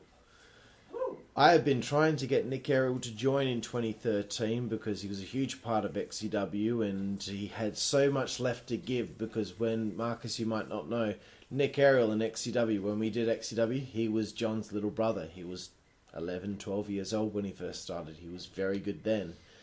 And by the time XCW ended, he had started to grow into a grown man. But that's when XCW ended. Now, after all this time, I could get him into WZWA, and I remember being at the Grand Boulevard Tavern with 2 cold pints. He's got one, I've got the other. And he's like, okay. Set the scene. I'm like, bro, are you going to join or not? Because I tried to get him to come in to feud with Chaos in 2013, and he ended up bailing on it. Finally, he was ready. I said, what do you want to do? He's like, I want to come in and I want to wrestle the guy with the long hair and the guy with the curly hair. Because he can't fucking remember anyone's name. He wanted to wrestle us. Yeah, immediately, like, he was like, if I come in, like, the first people I want to wrestle is the guy with the long hair and No the guy way. with the curly hair. No way, 'Cause he can't remember requested anyone's that. name. Yeah, I don't give a fuck. They So he don't remember my requested to name. work with you both as he joined. That's sick. So I was like, okay, sweet, because at that time you guys had just finished your shit with the Yeah, franchise, it and I was was like, well, perfect. they don't have anything to do right now. I'll just throw him straight in there with you. So Yeah. he comes to Hard Time 3 after the match, says, how about it for the Rebellion, and then attacks you both with the chair, wipes Yep, you I both do out, remember. hits the fucking swanton. That. There you go. Nick Ariel is back. Thoughts on the idea of Nick coming back and you being his first match? That was a massive... I don't know, I felt honoured as such, because I was like... I put him up. I put him and like John on a pedestal. Yeah, very much so. Like, you can't, like... That's how I saw him as well. When But they I think came he in, I knew. was like, wow, these guys are something. These guys have been around since day one, and I was like, wow, that's I sick. think he knew it was a whole new. I wish I world. knew Nick actually suggested it. Because I Yeah. probably would have thanked him, like, in that sense, for the, I don't know, I wouldn't say opportunity, and more so, like, I don't know, seeing something in me and Jacob as such. Like, He probably that's- would have preferred you not thank him. He probably just would have preferred it to just be what it was. And yeah, well, fuck, it That's was just what the it way he was. is. But yeah, like, I don't know, man. He'd It was, be embarrassed about you thanking him because he's just like, I'm nobody, but I'm Eat my like, dick, no, cunt. he is somebody. No, Well, he's even fucking to give us somebody. Some insight into that. I can still remember to this day when Daniel found out he was having that match and he was talking to me about it, like before the match had happened. And he was like, "Man, I can't believe I'm wrestling Nick Ariel." Like, he was like, "He's a fucking legend." And I was That's like, crazy, right? Yeah, he man. couldn't believe it. Like, and to me, it meant nothing in that sense because I didn't know who Nick was. That was You the weren't first- privy. That was the first time I had seen Nick wrestle was against Daniel. But Daniel was Such a just, good match. He couldn't believe he was having that match. Like, he was Honestly, so like, stoked. I love that match. Within a few shows, Nick was leading Wrestler of the Year in the voting for fucking months. Man. That's the Um, thing. When he wrestled, I was like, why do you not do this, man? Like, you're so charismatic. Like, you're so everything about wrestling. Like he's so down on himself about what he can do. He's like Jacob. He just I did one thing wrong and that's it. The match wasn't good, you know. But Nick was really special with what he did. You know, he didn't need to try. That's the thing. It didn't seem like he was trying, but everything he did was fucking crisp and perfect. You know, that match I loved that match. Like I still remember. Like, actually, we're not there yet. Backyard TV episode 9. Acid defeats Scream. Okay, now talk about that match. It was match of the night. I remember the voting. You guys got the most votes for match. Acid and Scream. You and Ariel. I was Acid and Scream. That's Sorry, sick. You boys. and Ariel got match of the night. Yeah, fuck yeah. So I remember it was about 20 minutes long. It was pretty good. It was a hardcore match as well. Yeah. I remember, I'll never ever forget, it always reminded me of the kick to my face from Knuckles, because it didn't hurt, but I felt it, you know, like it was like, whoa. Because I slammed Nick onto 2 chairs together, like with a spine buster. I think I was in the corner and he ran up to do a fucking thing and I caught him and spine buster onto it. Right. And he slams on it, but like his lower back hit it, so he flipped off backwards and his foot came up and smacked me right in the fucking nose and mouth, and I just dropped back into the corner instantly, and I was like, it's so whoa. funny hearing all this shit, because every time I did anything, I never got hurt. But like you guys doing something like that you've done a million times before. yeah, and then something just on like you keep getting hurt, man. Oh, it wasn't it's just by hurt. chance. It's something like little that Get I smacked in the remember. face, Just like, God something, damn it. a foot coming up and booting me in the face is something I remember of that match, of all things. I remember laying down and seeing him hit the swanton and thinking, like, he does such a better swanton than me. I'm glad that I could put them on a pedestal enough that everyone even was though like, you saw him. No, you actually weren't there for Halloween Hell 2010, but No. I'm glad that I put him on a pedestal enough that it meant a big deal to you to be like, wow, I'm wrestling. it's still, yeah, like, I remember Bonner, you know, Diffuser. Bonner would rock up to the Yeah. shows, and all these guys he'd never even met before be like, "Oh, it's really nice to meet you." Blah blah blah. It felt good for me to make my friends feel like that they were here when they just were in a They backyard. didn't think they were like anything, you know. Then none of them did. Yeah, So fucking oath. the only person who did was me. You know, I thought I was fucking pretty sweet. Yeah. Lana's Ass is the next show. The show that I actually somehow forgot. I Like, forgot. Actually, that day I wanted you to wrestle Mykonos, but Mitch wouldn't come to the show because he just, you know, couldn't be bothered. It was just a spot show. It wasn't really a part of the actual lineup. Lana's ass. Like, It wasn't a part of the simple as lineup that. of the Lana's actual ass, shows. like- It was That's supposed what to you be. It was supposed to be remember. 2 tapings of backyard TV, but I was like, we've got enough people here. Let's just have a full. That's show. right. That's right. I do actually remember that. But I wanted you versus Mitch, but Mitch couldn't make it, so It's a bit of a shame. But at the Me and same DJ? time, you and DJ for the first time that you didn't realise happened until the reunion party. That was the most exciting thing about the reunion, was witnessing that match, because I was like, what is happening right now? Holy fuck, I'm a real wrestler on the TV. Why is this not my career? Like, I have to be honest, when I watched the match, I thought you and DJ had chemistry. I yeah, was me and like, DJ fit well. Like, I think I I would could have liked to have seen a rematch one day. I think I can give the stiff. Like, I'm not a stiff wrestler, but I definitely could have given the stiffness back to DJ, because that was the best thing about DJ. You know, he was stiff because, you know, he could, and he wasn't capable of doing, you know, a lot of actual things. Yeah, but, and like, fair enough. He you know? made up for it. In other He made areas. up for it He in so accentuated many his strengths areas. and hid his weaknesses. Oh my god, yep. DJ And- Anytime his weaknesses would be exposed is if the person who's wrestling him doesn't realise that you shouldn't give him an Irish whip. Yeah. Don't do it because it'll slow him down. He doesn't like going off the ropes. Don't do it. You know, you move around for him. Yeah. And that's what you did for him. You moved around for him. Yep. He was centered and you kept moving around for him. Yep. And it's And like we- Shawn Michaels versus Hulk Hogan. Hogan couldn't do shit at that What a point. comparison. But fucking Shawn fucking bumped his ass off for him to make it work. Yep. But great match. Rampage is the next show. You missed this show, but Jacob had asked to turn heel. So he defeats Nick Ariel, and after the match he turns heel. You missed the show because you had the flu. Hydro from XCW, What a who hadn't weak wrestled bitch. in like fucking 8 years, he filled in for you to wrestle Three Dog. What did you think about the idea of the Rebellion turning heel? I definitely was keen. Well, we'd been babyface for how long now? Fucking a Nearly long 2 years. time, yeah. And I instantly, like, when I heard about the idea, I think, did we pitch it? Or you pitched it? Jacob pitched. Yeah. I think we had discussed it. I think he'd had enough of where you guys were going. He's like, we've done it for long enough, man. Like, nothing else is happening here.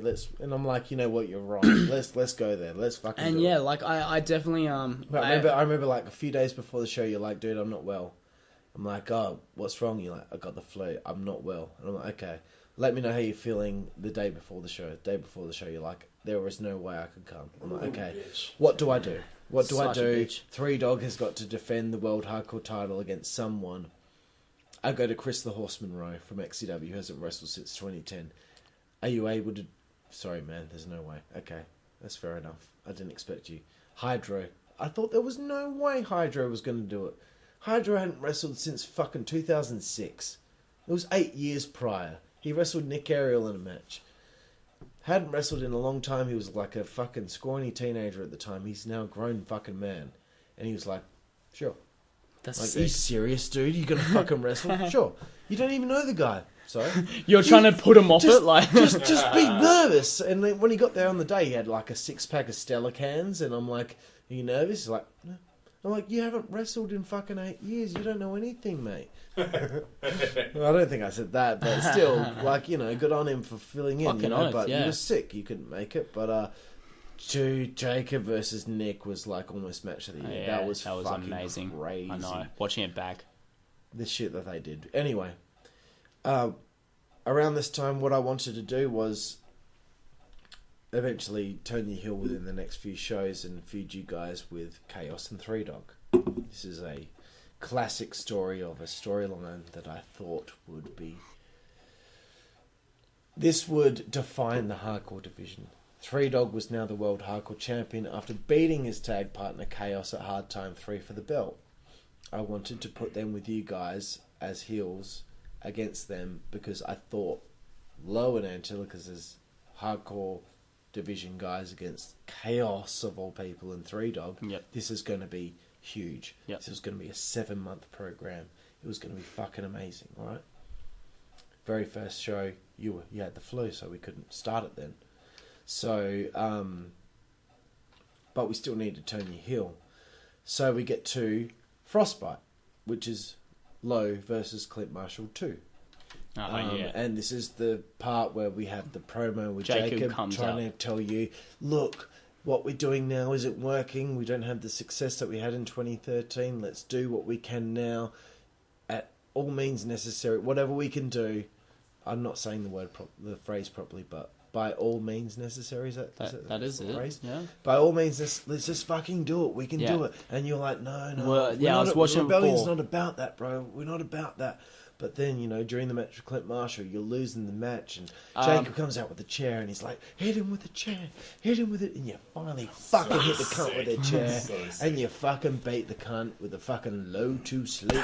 1, 2, 3, Rebellion fully heel faction now. How did you feel about the return? Oh yeah, fucking. I think I probably could have done. Again, this was in my time where I was very drifting away from WZWA. You know, and I hate to say it, but I was like that's as simple as it was. You know, I was drifting away. So I think I was kind of just like, yeah, you know, and I didn't do enough. I didn't run with it like I should have. You know. What do you think was attributing to the lack of interest? A lot of high school, you know, possibly maybe I wouldn't say definitive on smoking weed. It was more so high school and seeing friends on weekends and doing shit like that. And it was like, oh, I have plans this weekend. And then it's like, oh, there's wrestling. And I was like, is this something I still want to do? You're hitting that time of teenagehood. Exactly. As simple as that. That's what it was, you know. I regret it so much because, you know, I didn't expect it to just end, you know. So I think that's kind of what broke me. Once I got older, I was like, fuck. Everything, the wheels had fallen off, Yeah. like in ICWS. The wheels had fallen off ICWS. Now it's fallen off Lowe. That show, Frostbite, was the one Chaos didn't show up, so you missed the show before. Chaos doesn't show up this time, so the feud doesn't really kick off again. Fuck.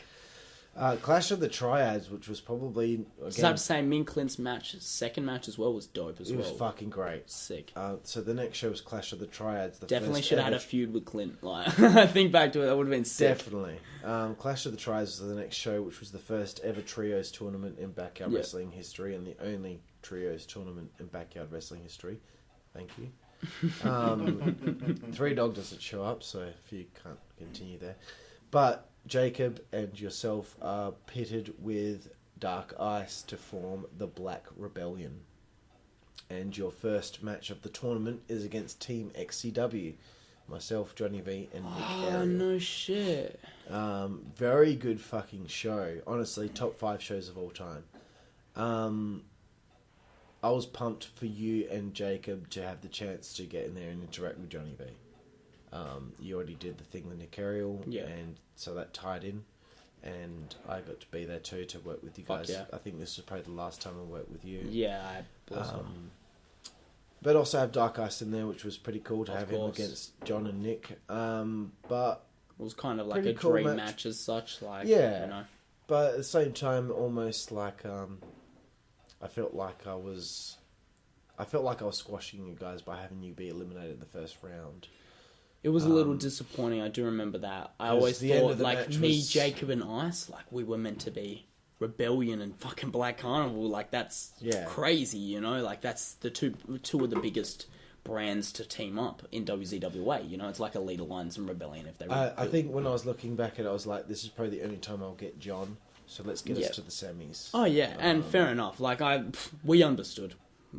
Plus, you guys were down a man when Ice had the fake injury during the match, which everyone bought, and then the rain started pissing down.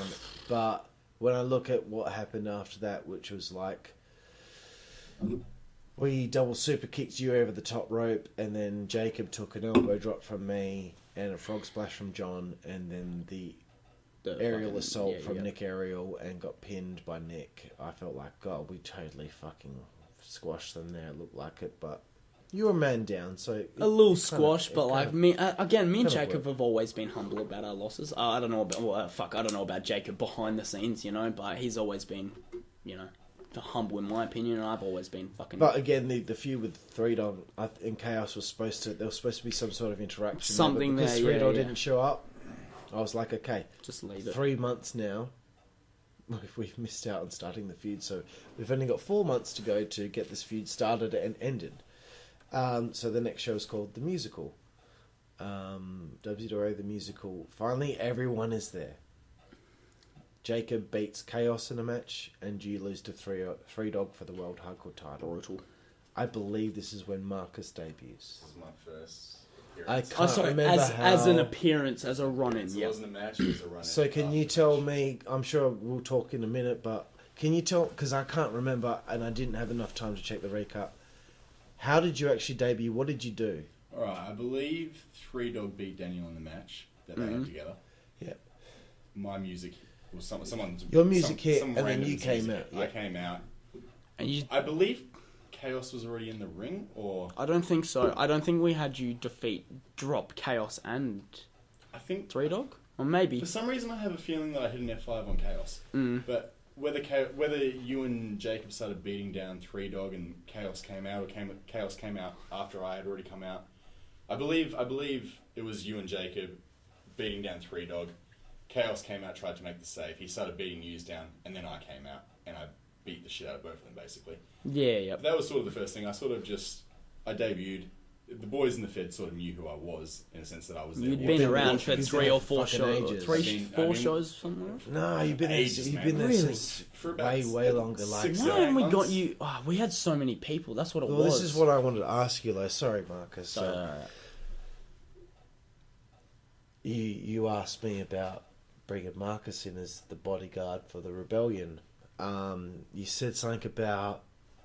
I don't know if this is quite correct, but not that you were bored, but you wanted your friend involved to make it more exciting for you. A huge part was that, like, in all honesty, you know, I met Marcus through my sister, and they were like, hey, you guys both like wrestling. And then I was like, oh, Marcus loves wrestling. I'm like, oh yeah, I like wrestling. Marcus fucking loves wrestling. And all I thought to myself was, it's not, to me, it wasn't fair to have me being like, oh yeah, wrestling's, you know, cool, you know. And yeah, I get to wrestle at all these shows, you know. And Marcus has to stand and watch, because all I could think the whole time was like, if anyone wants to be in this ring right now, it is Marcus. And that was a huge thing to me, because he's my boy. I remember was seeing like, Marcus practice. yeah, for matches, ages, and me always being just like- jumping me around in the being ring. like, God, he's actually really good, and he hasn't even had Yeah. a match yet. And he's Just really knew good. what moves But were. I was like, and I'm not going there because we've got 29 people. fucking on the so roster. many people. And matches are 12 matches a show. And I I've remember got you coming to me the- and saying that you the were tag like, division- I want to put you in, but you said the roster's so stacked, I don't know what to do with some of the people here What else already. is Like, stacked? I'm not gonna. like I couldn't You do were it. just gonna add someone else in, you know. Yes, but when you pitched it to me, I was like, "That's fine," but I made sure to let you know. Look, I can't give you matches every show, Yeah. but you can be with them, yeah. and anytime I can, I'll throw you a bone, which we will get to. But obviously, so that's your explanation about why you wanted Mark, because he was more into wrestling than you Man, were. it to me it wasn't And fair. I feel like it. Yeah, now that I hear that, I feel like, God damn, I feel bad. Like, in I a feel sense, bad it was- that there was this guy that was just fucking chomping at the bit to fuck fucking it, get like, you know, involved and- standing there like, look at and- these and- guys just doing this whole and I'm fed, scared you know? about adding any more people because we've got Brandon, we've got Steel, we've got fucking. It would have been Arthur Aries, fair we've got to Big fucking Ace, we've drop got- me and have got all these fucking new Marcus guys. come in, like, in Fucking my go that opinion. far. That's how I felt about it, though. Like, I was like, I don't deserve to be here as much as Marcus, because in my opinion, he will I was just happy appreciate he it was more. there as a fan. You know? And yeah, and that we was had sick people as like well. him and Rob who were like Just our that, boys. just even being Yeah, a part and of they it were in the committed sense to of- committed to part of being at the all the sense- shows. The Fed in the sense of like the boys just bringing me in, sort of as like one of their own. Even though I wasn't putting on matches, just all the boys sort of appreciated the fact that I respected it, and I sat there and watched. You were able to I'd sit watch there the and whole show. talk about wrestling I as wouldn't well. be like, oh, I just watched Daniel's match and that's it. I'd sit there and watch everything, and all the boys respected that to a certain degree, you know. For sure. And we will definitely reconvene very soon because we're getting to that point. Hardcore Hell is the next show. So Marcus has just joined the... Sorry, not yet. Marcus has just joined the fray of the rebellion. You missed the show. And obviously that means Marcus, by proxy, misses the show. Yeah. Jacob has to face Circus Royale in a handicap match. This was the one time we could have had the rebellion. This was versus when I Circus rolled my Royale. ankle. I Yeah, can you're- confirm. Oh, Because I I was thinking today, why didn't he make this His one? ankle I rolled was- my This one. basketball. His I ankle was rolled like my this. basketball. I know people obviously Right. can't see that, but his ankle was just fucked up. And Right, because today when I was writing the questions, I'm like, this is the only one that I can't remember why Lowe didn't make it. I know afterwards there was it you had the became flu, and then after that there was, bullshit. bullshit. But this one, this was the one I, was I like, couldn't the miss. bullshit wasn't there yet. and I literally like a week before or 2 weeks before, it might have been like 2 weeks. It had been a little while, but I had rolled my ankle at school, but it had swelled up and gone like purple and shit. It was a balloon. And I was like, this is just stupid. And by the time the wrestling came, like, for sure, I wouldn't say I could have put on 100% of a match, but I could have probably committed a little more. But it was, to me, I was like, I don't want to fuck my ankle up more. And at that point, it was me just being, this is just wrestling, and I hate that about myself for what I did back That's then. okay. Because I just thought of it Well, I as didn't just even wrestling, know. I didn't remember the ankle. Yeah, thing. it was I literally stepped backwards playing basketball, robbed my ankle. It was retarded, but yeah, I did it. And so I missed out on that show. So it was really disappointing to Fucking never oath. see the Rebellion versus Circus Royale. I know that 'Cause Jacob that would and have been- Kyle really wanted to have that tag match because it was like the last Oh, tag team Jacob that was they needed to work with. Jacob Would've was been so awesome. upset about it. Yeah. Like, not upset, but And he you was should pretty have seen, fucking you should angry have at seen me. the effort he put in the match. I mean, he's hitting this fucking Spanish fly off the limestone block through a table on Kyle just to fucking make the match go well. And I'm like, God, why don't we just give Jacob just a random tag partner for the match just to make it easy for him? Yeah. But Jacob was like, Nah. we're going to fucking make something out of this, Yeah. Three Dog actually doesn't show up either. So at this point, I'm thinking, okay, this feud between Chaos and Three Dog and the Rebellion is fucking dead. Yep. We have got fucking 6 months into this now, and it hasn't even been able to have the chance to kick off. we had one show out of 6 months where all 4 of you were there. So it's not just you. It was Chaos, and Chaos was bad. 3 Dog was bad. He was the World Hardcore Champion, and he wasn't showing up. Yeah. So Jacob was the only one out of you 4 that was there every single time, and I'm like, okay, now I'm feeling bad for this guy. I had a problem. I felt bad I had a for problem Jacob. with the fact that he tried to quit a year prior, and I held it against him for about a year, and I felt bad that, gosh, Carl, get over it. It's done. It's fine. Yeah. Jacob's been there ever since. He lost to DJ. I mean, it's enough punishment for one. For 1 year. I'm saying that because I know DJ's listening, because no one else will except for Blade. And but I really felt that feud was supposed to redefine the hardcore division. Yeah. And it never got to And happen. it never happened. Between this show and the next show, Jacob messaged me on Facebook, and he's like, hey man, I just want to talk to you because I'm getting down at the moment, because me and Lowe have been together a while now, but Lowe's getting me down, and I feel like it's holding me back because I'm really motivated at the moment, and I feel like we need a split. And I'm like, really? But well, what do you want to do? And he's like, look man, not only that, but like, I'm the hardcore superstar, aren't I? Why have I never gone for the hardcore title properly? Why have I never won it? You got 3 Dog, who's got the hardcore title, and he's been missing shows. I'm like, yeah, you know what, you're right. And so I was like, all right, okay, next show we'll have a gauntlet. We'll have a gauntlet, and you will go over and you win the hardcore title. And it's like, cool, I really want to split with Lowe. And I'm like, are you sure? It's like, yeah, I'm sure. I think it's time. I think it's time to split. I think it's time to do something different. Oh, yeah, for sure. And I'm like, okay, well, I have to figure out what to do with Lowe now, because, like, basically your character convinced him to turn heel, and now he's a heel and you're going to leave him. I don't know how to explain that, but we'll figure it out. And I was like, I got to help him out here, Out of the 4 of you, he was the one that was there every show, so I could look out for him, So I was like, all right, next show you're winning the World Hardcore title, and then afterward you can split from Marcus and Lowe. Which was a shame, because we never would have got to see what the trio could have been. But Yeah. What did you think when you found out that after all this time Jacob wanted to break up the rebellion after? Jeez. Shit, long time. I think I was pretty understanding, because I was just, it was at the point where I was like, pulling myself away from it. So I think if anything, possibly we even spoke about it. Me and Jacob, I'm sure we probably did, and he probably said to me, look man, you're not there. We're gonna probably split. And I probably was like, I understand. More than fair enough, because, here I am not rocking up to shows and doing my own thing, and you're here busting your ass, and again, you're waiting for me as such. And I don't think that's fair at all, in my opinion. Like, Jacob should have just, the moment I didn't show, should have just been like, I remember he said to me when he was talking to me, he was like, because I'd started the Australian Backyard Wrestling Hall of Fame at that time. Well, probably a little bit before that. And he's like, what do I need to do to become a Hall of Famer? Tell me and I'll do it, because I want to get there. I'm like, wow, like none of the boys have ever said anything like that to me. So this guy's got some drive now.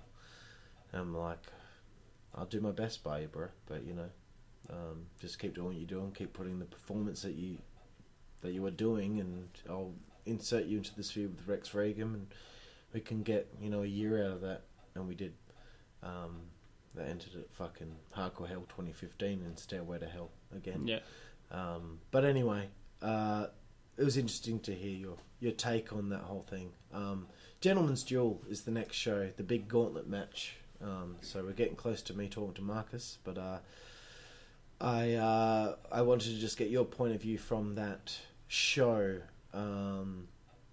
You were in the first match at the against, gauntlet against Chaos. Chaos eliminates. There was a long battle between you two as well. It was like a full match. Yeah, we literally just put on a Like full a full match. match, Like and then 15 we minutes. still had like 5 people left in the gauntlet, Yeah. and it was a. We long really fucking shouldn't have gone gauntlet. a full match, but like we did. But you it know, makes as sense. we do. Like, you what's know? he gonna it do? does. Beat you with a Val Venus Fisherman suplex? Yeah. It's like the Attitude Era. Yeah, literally. So you know, we make you look strong, but Chaos still goes over. Of course, and then you know. your boy Marcus comes out for his debut. You must have been proud to see him go out there and Yeah, fucking does a right. springboard immediately. That was the best part about the match. Him springboarding onto Chaos. I So was just good. because I remember us like being in the ring and Marcus being like, "I want to learn the springboard," and I think Barrett taught you. Would have probably been of all people. Would have surely been Barrett, or did you just start Someone doing with it? a circumcision. Someone- I surely. think I did it, and Jacob was trying to explain it to me properly. To be honest, I think I think he, you know, no, Jacob wasn't doing Jacob. springboards. I Have think you it seen was Jacob no, trying to he springboard? was just giving me tips, and then he Curly wasn't. had He a wasn't fuck. trying to show me. He was just giving me tips because I tried it a few times and I fucked up, and he was trying to give me whatever tips. you did in the first And time. I'm pretty you sure did he's it. the one that called him Barrett, and he said, "Look, I think like Barrett really." Look, knows save how to it do for your portion of the interview, Marcus, please. Fuck up. We No, still, but we still got that portion, you know. Don't. as simple as Don't that spoil though, it Marcus jumping in, you know, just fucking straight away. I was like, awesome, you know. Every move he took, I think he sold it as dead, but I'm gonna tell him after. I was like, every move you took, you just died. He hit the ground and was. No, like And I was great like- selling. I was like sick. I was like, it looked cool, man. Every I was move like, you took, oh you god, I died. gotta put him on the roster. Yeah, somehow. oath, I you know. gotta- I And gotta that was do the it. thing. I literally thought, I was like, damn, this guy's gonna outshine me. Like, surely, like, you know, It was first match great. was sick. The gauntlet was really good, and at the end there, obviously, I think Marcus came back out and powerbombed Three Dog. Well, through that table, he beat Chaos. He beat Chaos In his but first then- match but ever, then he gets Three to Dog pin ended up- Chaos technically. Three Like, Dog that's ended cool. up As. eliminating Marcus. But then Marcus powerbombed him and off the Jacob, ring I think, apron. attacked Three Dog, and then you didn't power. attack him. I just you and Powerbomb Jacob. off the apron. We through the attack table. Me, Three no, Dog me and you and- beat him down. or some shit, and then you And then I powerbombed him off the ruined apron. Yeah. Three Dog's Fractured life. his ribs. Ruined his life, yeah. Fucked his ribs up. and then we just dragged Three Dog in for the pin. And Scott then- Phipps. That was Yeah, when that's Jacob right. did it. That's right. Scott Phipps.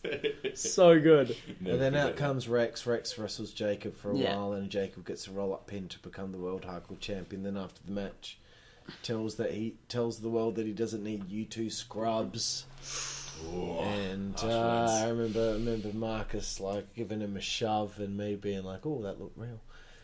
Like, he was Imagine actually- Marcus he was- just looked like he's lays actually Jacob pissed out, off like- about- looked like he's actually pissed off about it.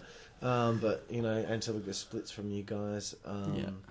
I love that we still And rep the same gear. Like, I wanna get to, you know what? I'll get to the last topic when we get to the end of Marcus's run. So I want to talk to Marcus now.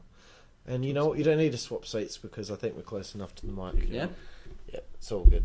There we go. You've got a loud enough voice as well. literally. Marcus, welcome. Thank you. Welcome Thank to you the for having me on. podcast. How did you become a wrestling fan, Marcus? Wow. I started watching wrestling when I was 6 years old, and I believe it was How old are you now? I'm 22. I believe it was my 6th birthday, and I don't know why. Still to this day, I'm confused by it, but I'm so happy it happened. My auntie, at the time, for some reason, decided to buy me. She bought me a bunch of DVDs for my birthday, for my 6th birthday, and one of them, for some reason, was a wrestling DVD. And I'd never watched wrestling before in my life. Like, obviously, I'd heard of it, but had no fucking clue who was who, what was what, nothing. And I don't know. I remember putting this DVD on, and I don't know, man. I was fucking glued. And the pay-per-view was Vengeance 2002. And I remember the pay-per-view being great, and it was a good pay-per-view, but Undisputed Championship, right? Hey? Was that the Undisputed Championship? Triple threat match? Oh, wow. Dude, that's the thing, man. I remember loving the pay-per-view, and then I got to that main event with Rock, Kurt Angle, and Undertaker. Right, yeah. Undertaker yeah, being the yeah. American Badass, Rock this being the cunt's Rock, Kurt still Angle being fucking Kurt Angle main for the Undisputed eventing title, after all man, this and time. just that 25 minute match, just I could not take my fucking eyes off the TV. Like, I loved it, and ever since that day, I don't know what it was like. Again, never had watched Raw, never had watched SmackDown, didn't know what WCW was, didn't know what ECW, didn't know anything, and I just kept buying pay-per-views on DVD because I fucking loved it, man. I don't know what it was, something about it just drew me in. Who's your favourite? Ooh, bit hard to say it that early on, but remembering back, 3 mains I had in mind: Jericho, Kurt Angle, and unfortunately John Cena. Being a little kid, You That's couldn't, alright. you couldn't not like because John Cena was the guy. The You know, guy. you were This like, isn't oh, about look at you, this. alright, mate? Anyone take and that? even saying that was John Cena in 2002. He just debuted. Ah, he was He cool, was man. nobody. He was just a fucking tough cunt, and I don't know. I loved him. But Jericho and Angle, man, I just Doctor of the in-ring Thuganomics, technicians like of the business. It was just there was something else to watch. You know, to put on a real fucking show. So before all of this shit, I mean, you're 6. 6 years old, bro. So you're still a fan when you're 10? Yeah. Still a fan when you're 12, Been watching 14? it. Been watching it. Did you ever ever do since. backyard wrestling? Never. What the fuck? Never, dude. The That first much time of a fan, and you didn't have a couple of mates go, hey, you want to fucking... I'd done it in the lounge You with want to my be friends. you want to be a bunch of gay cunts in a lounge room? That's like I'll literally be it. Eagle and you'll be Hawk. I'm gonna be John Miller. Jonathan Miller. Right, it's not John Miller, Sorry, it's Jonathan man. Miller. Jonathan Miller. With a H in the middle. With a H in the middle, by the way. Aaron Carter. And Coffin Cheetah in a skateboard match And as far as we heard, a gypsy for the choker. World Faggot Championship. Oh, amazing. So you never did it. So you become friends with Lowe because of his sister. Sister, yes. His mum's a milf, by the way. Your mum is his sister. No, Your mum's a milf. his sister was a Your person. mum's his girlfriend, Ashley. His sister was a personal trainer, and my mum started going to the gym that she worked at. Your and- mum was going out with his sister. Yeah, it was really kinky. How can I get it that wrong? Right, it's stupid. Alright, keep going, bro. Jacob's mum. No, but, Jacob's mum, no. So how did you meet Lowe? Yeah, well, fucking, my mum hired a personal trainer at Maddington Gym, and turned out to be this chick called Leilani. And Turns out. Leilani Kai. Keep going. Leilani Lowe. But His sister's name Leilani. yes, Leilani Lowe. That's a sick name. Well, actually, no. Well, Oh, technically, McCloy. it's Leilani McCloy. It's my dad's last name. McCloy. good Lowe's so lord. But much that's a Tim name, so Yeah, we'll that's avoid not that. good. That's why I got the Lowe name. She's not on the same. I got a level as Tim. Lowe. Leilani Lowe is way better. She We'll should go with change that it. because she should not be compared to Tim. Plain and simple. But No one should. but yeah, my mum My hired family. her. Except for that. My mum hired her as a personal trainer, and yeah, I met her a couple of times, and one day I ended up at Daniel's house, and SummerSlam? Daniel wasn't there for it. It was a party with she had a few of her friends over, and Daniel's dad was there, and Daniel wasn't there. He must have been with his mum, but You fuck some pussy. no, I didn't. I was only there for half an hour, and then I went home. But during that half an hour, his sister turned to me and goes, "Oh, your mum says you like wrestling." And I was like, "I fucking love wrestling. Like, that's my passion." And she goes, "Oh, my brother loves it too. Like, you should catch up." And I was like, "Oh, does he watch the pay-per-views?" And she was like, "Oh, I think he's watching one this weekend." And I was like, "Oh, well, if you could ask him if I could come watch it with him, I'd fucking love to." And that was Survivor Series 2012. You know, apparently. Survivor Series 2012 main event was Big Show versus Orton for the title. And me and Daniel watched that together, and we just fucking clicked, man. I remember the first time he came over, and I was like, because I was like, my sister was like, "Oh, he likes wrestling," and I was like, "Oh, hang on. Do you think he likes wrestling or he likes UFC and he's just like coming over thinking he's watching?" And Marcus comes over and he's like, "I CM fucking love Punk shirt. wrestling." Like, yeah, like in a CM Punk shirt, and I was like, "Oh yeah, So cool." basically, what I'm figuring out here is that Marcus deserves to live your life. Yeah, And you 100%. should have been the guy that only wrestled once. Yeah, 100%, 100%. To an Because this guy extent. loved it that much. I and loved you it got when all I this awesome first shit. started. When I first started, but I never in my life have loved it like don't Marcus justify hasn't. it, okay? You don't I'm not deserve anything. justifying Marcus shit. deserves all your success. Yeah. Remember that. All my title wins. Eat a just dick hands though. them down to me. Yeah, No, all two never. title wins are 12. Fuck off. Get the turn this mic off That's for a not second. It's not even counting the tag title wins either, by the way. Oh shit. Anyway, okay. Guys. All right, we've learned how you met Lowe, and when did you first meet Tim? Did you meet Tim? Man, yeah, fucking... Do you even know much course. about him? Yeah. Other than... I've hung out with Tim what plenty we of all times. I've hung out with Tim plenty of times. Have you? I met Tim I feel bad for you. Yeah, me too. I feel bad for myself. I never wanted to meet that I feel bad fucking for loser him. in my life. I feel bad for him. Oh, because surely he- I was talking shit about him before you I met feel him, bad. right? Yeah, no, Daniel definitely warned me But I feel beforehand. bad for him too. Not because he hung out with you, but because he's him. Yeah, just end your life, cunt. No, but I mean, Because he's him. There's definitely motherfucking dick licking book. there's Honestly. definitely memories of Tim there. Like, I can't pinpoint when I first met him, but it wasn't long after I met Lowe, like a couple of months. He's like, hey Marcus, my dad's Arnold Schwarzenegger. Yes, that was the scene right there. He definitely opened up with some bullshit line about how he's awesome and I'm not, you know, Probably. as Tim does. But no, Tim was always around, and at first, like, I didn't really. He probably tried I to didn't make think out much of like him, but I didn't think he was a bad dude. Like, I was just like, oh, okay, it's Lowe's cousin. But, he would have definitely tried to make out me and Tim were real close. Yeah, compared to you, and I slowly would but have surely. definitely been like, "Don't worry, Marcus. Fuck Timmy's a faggot." Like, Slowly but surely, I realised how much of a shit talker Tim was, and Lowe would always tell me, like, just ignore this cunt, like, you know. But this is my family, and I'm like, "Fuck this cunt. Don't shitting even on him. speak to him." I just can't stop thinking about how cool Leilani Lowe sounds. Leilani Oh, it is Lowe, such a son, great that's so cool wrestling now name. that you say it. I was about to say that So actually good. worked She hell well. needs to be a wrestler, dude. You shouldn't have Do you been know a she wrestler, said to me when I used to watch it? She'd go, I can beat all these bitches. I was like, well, clearly, if they booked you to win, like, yeah. But, like, I was like, yeah, you could be a wrestler. And she's like, yeah. And I was like, well, if you trained, like, you could be a wrestler. She's like, I'd fucking do way better than these bitches. And I was like, you probably would. Like, they're shit. They're so boring to watch, except they're hot. And if you were wrestling, it'd fucking destroy it for me. But whatever. I'd be like, great. There's female matches on. I can't even get turned on by this. Like, No, but yeah, Tim, man, fucking met him a few times, didn't think much of him, and then sort of like realised how much of a shit talker he was, and then he sort Within of faded 5 off into the seconds. background, I guess. That was sort of it. I haven't What seen a him. dry spot. I haven't seen him in a few years. Lowe finally asks if you can be the Rebellion's bodyguard. Yes. I eventually said yes because I wanted to keep it fun for Lowe because I was concerned about his interest.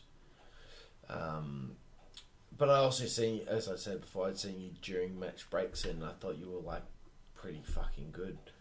I was like, oh man, like we got to do this. And I couldn't put you on the active roster due to the fact it was nearly 30 people strong.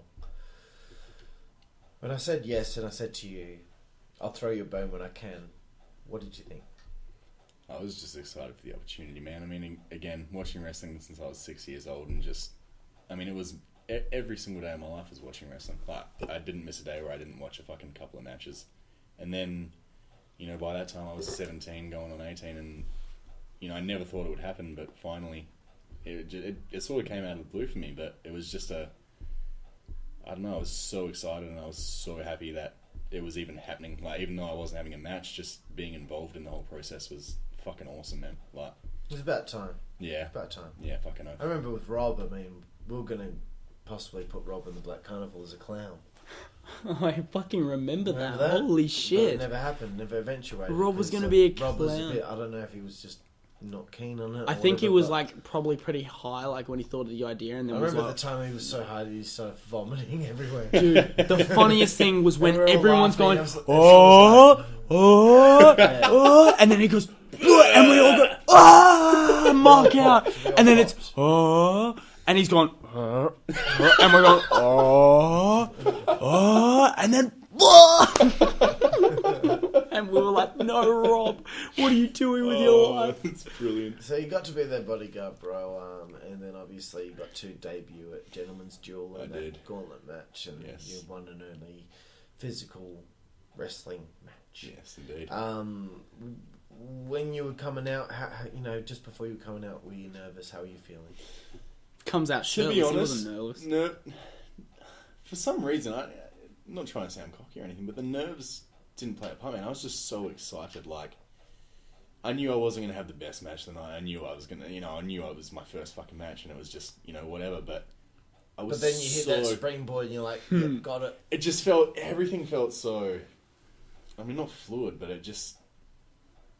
everything was exciting, man. Every move I did, every move I took was fucking like, holy shit. Like, I never thought I was going to be doing this. And I finally had the opportunity, and it was mind-blowing, bro.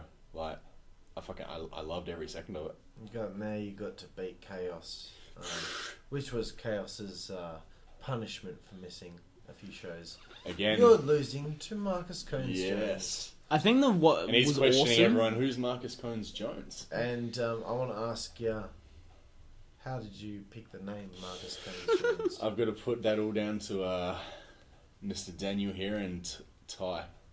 Right. Me, Daniel, and Ty were all sitting backstage smoking cones, and me and Ty started talking about UFC. And I don't remember if it was me or Ty who brought up John Bones Jones. And right. Ty thought of your theme song. Ty thought of my theme song, yeah, but I'm pretty sure me and Ty were just talking about John Bones Jones. And Daniel goes, John Cones Jones. And me and Ty laughed. And then Ty looked at me and Ty goes, wait a second, cunt. What if you called yourself Marcus Combs Jones? Oh, dude. And we just erupted into laughter. Ty of all people. Ty, bro. And we erupted into laughter, and I just turned to Ty and Daniel, and I was like, I'm sticking with that. We were like, done. I was like, that's hilarious. I was like, that's awesome. I never knew that. That's really cool. We literally were just having a session, and we're like, yeah, man. And Ty also, had the epiphany.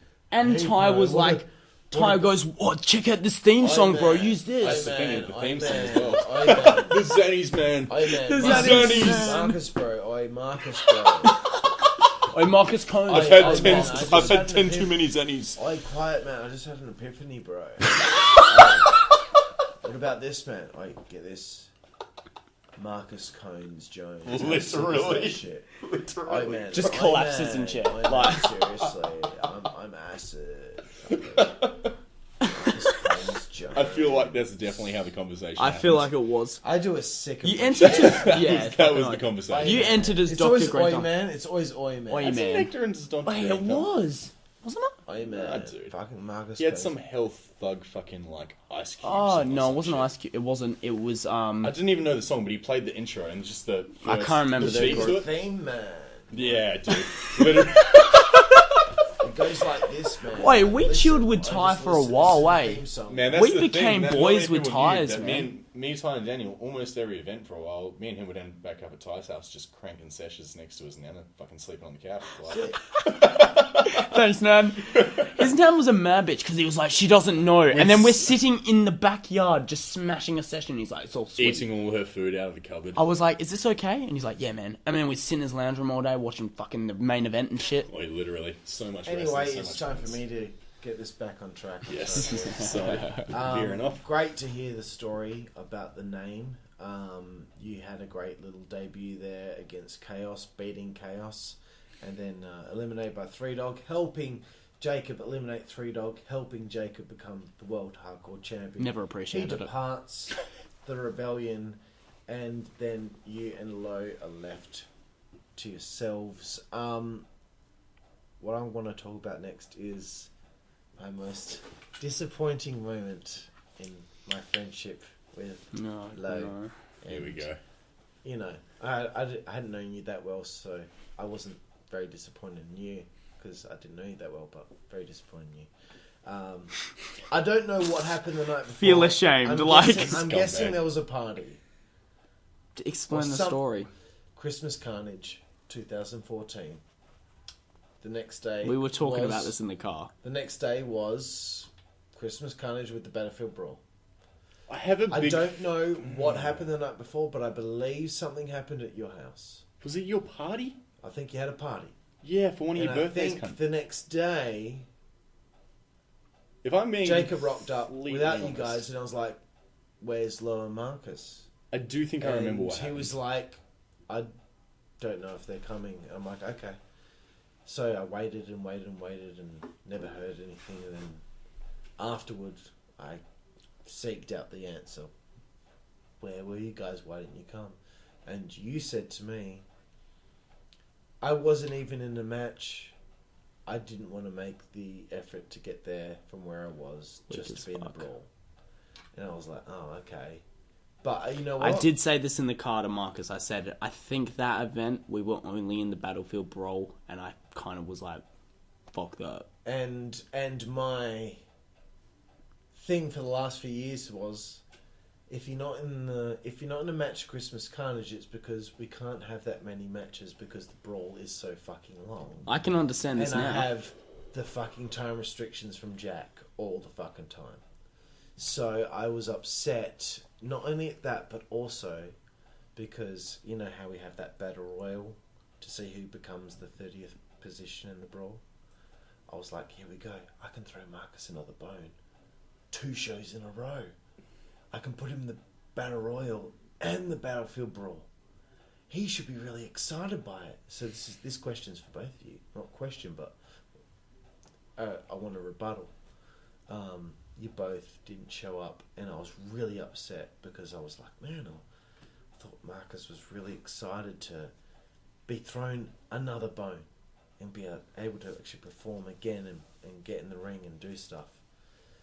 With you, I know you'd missed a few shows, and it wasn't as much of a disappointment. It was as it was for Marcus, because I thought Marcus was really excited about things. So I took exception to it, and I think we all made a bit of a comment about it because I was sad about it. Mm. And you guys didn't show up. It was a great show anyway. It was a really good show. And Mick and Os won the Battlefield Brawl, etc. But then there was a situation on Facebook afterward where there was discussion about what happened, and it led to some sort of argument with Marcus and Jack. I thought you were about to say that. Yeah, I remember this. I don't remember much of it. I just remember there was something with you and Jack, and then Jack said he's not welcome here anymore. I think it's probably Marcus probably threatened to bash him. Jack threatened me with his dad. Jack threatened to get his dad to bash me. Why though? You're probably being a mouthy cunt. I mean, we were going back. All I and remember forth. is this one quote from Marcus: "If I don't want to fucking rock up, I won't rock up."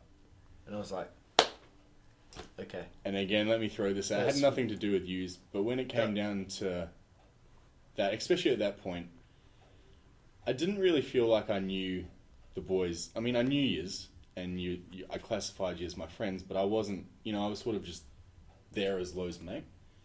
And to me, if Lowe wasn't going, I always felt like, I mean, not now, being an adult, but at the time I was like 17. Yeah, just of course. Cunt. Like, and honestly, remember, this is from the point of view from me a few years ago, and the point of view from me towards people who are much younger. Yeah, exactly. I mean, this is, but 4 years ago. So. Whenever Lowe wasn't going, I felt like, I mean, I could have rocked up, but I just, to myself, Well, I felt uncomfortable, just because I was sort of like, I've only been, I've been brought along from Lowe, and you all know me because of Lowe. Like, I just always felt uncomfortable not being there when Daniel wasn't, in that sense, Well, in the sense of, though, like, when Marcus was coming, it was when me and Marcus were, every like single... that show where you hurt your ankle. Of course he wasn't there. Yeah, because he was my driver, and he was like, yo, we're just going to chill at home today. And I was like, all right, cheers, man, And it was a very...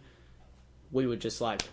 Me and you, bro, like, we'll do our shit together. And that's how it was, like, back then, like, if I didn't go to a show, I'd get, like, I could have said to Marcus, go to a fucking show, and he would have been like, no, And even probably to the point of Marcus being like, if I was like, yo, can you drive me to the show? He'd be like, oh, I couldn't be fucked. I'd probably be like... Deal, exactly, It's not one or the other, It kind of became that point because we just became so close, and I don't know. For the first 3 years of our friendship, it was just almost, if not every single fucking day, we were just hanging out with each other. And if someone had plans doing something with this and we were hanging out, we'd cancel those plans and just be like, let's just chill together, So in that sense, it was like that. But then, obviously Lowe was sort of like,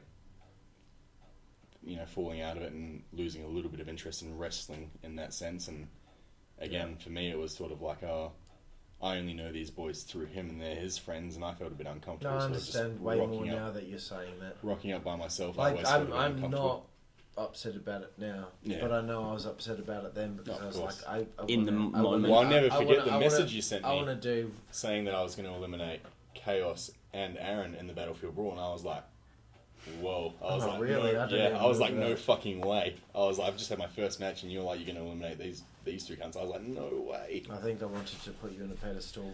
Just Yeah, for well- at least a short moment, just to be like, this guy's a fucking unit, you know? Yeah, to make it seem like he was actually someone to be threatened by, you Yeah. know? That was the point of bringing him into And- Rebellion, and was to- to be bigger than me and Jacob, To you know? end the Marcus section, you know, I want to say this, is that I know that you ended up having shoulder problems, so it would have ended up probably ending at some point anyway, but I feel like, you know, with the situation with Jacob and Lowe breaking up as a team, and 2015 being pretty bad for an exodus of the roster.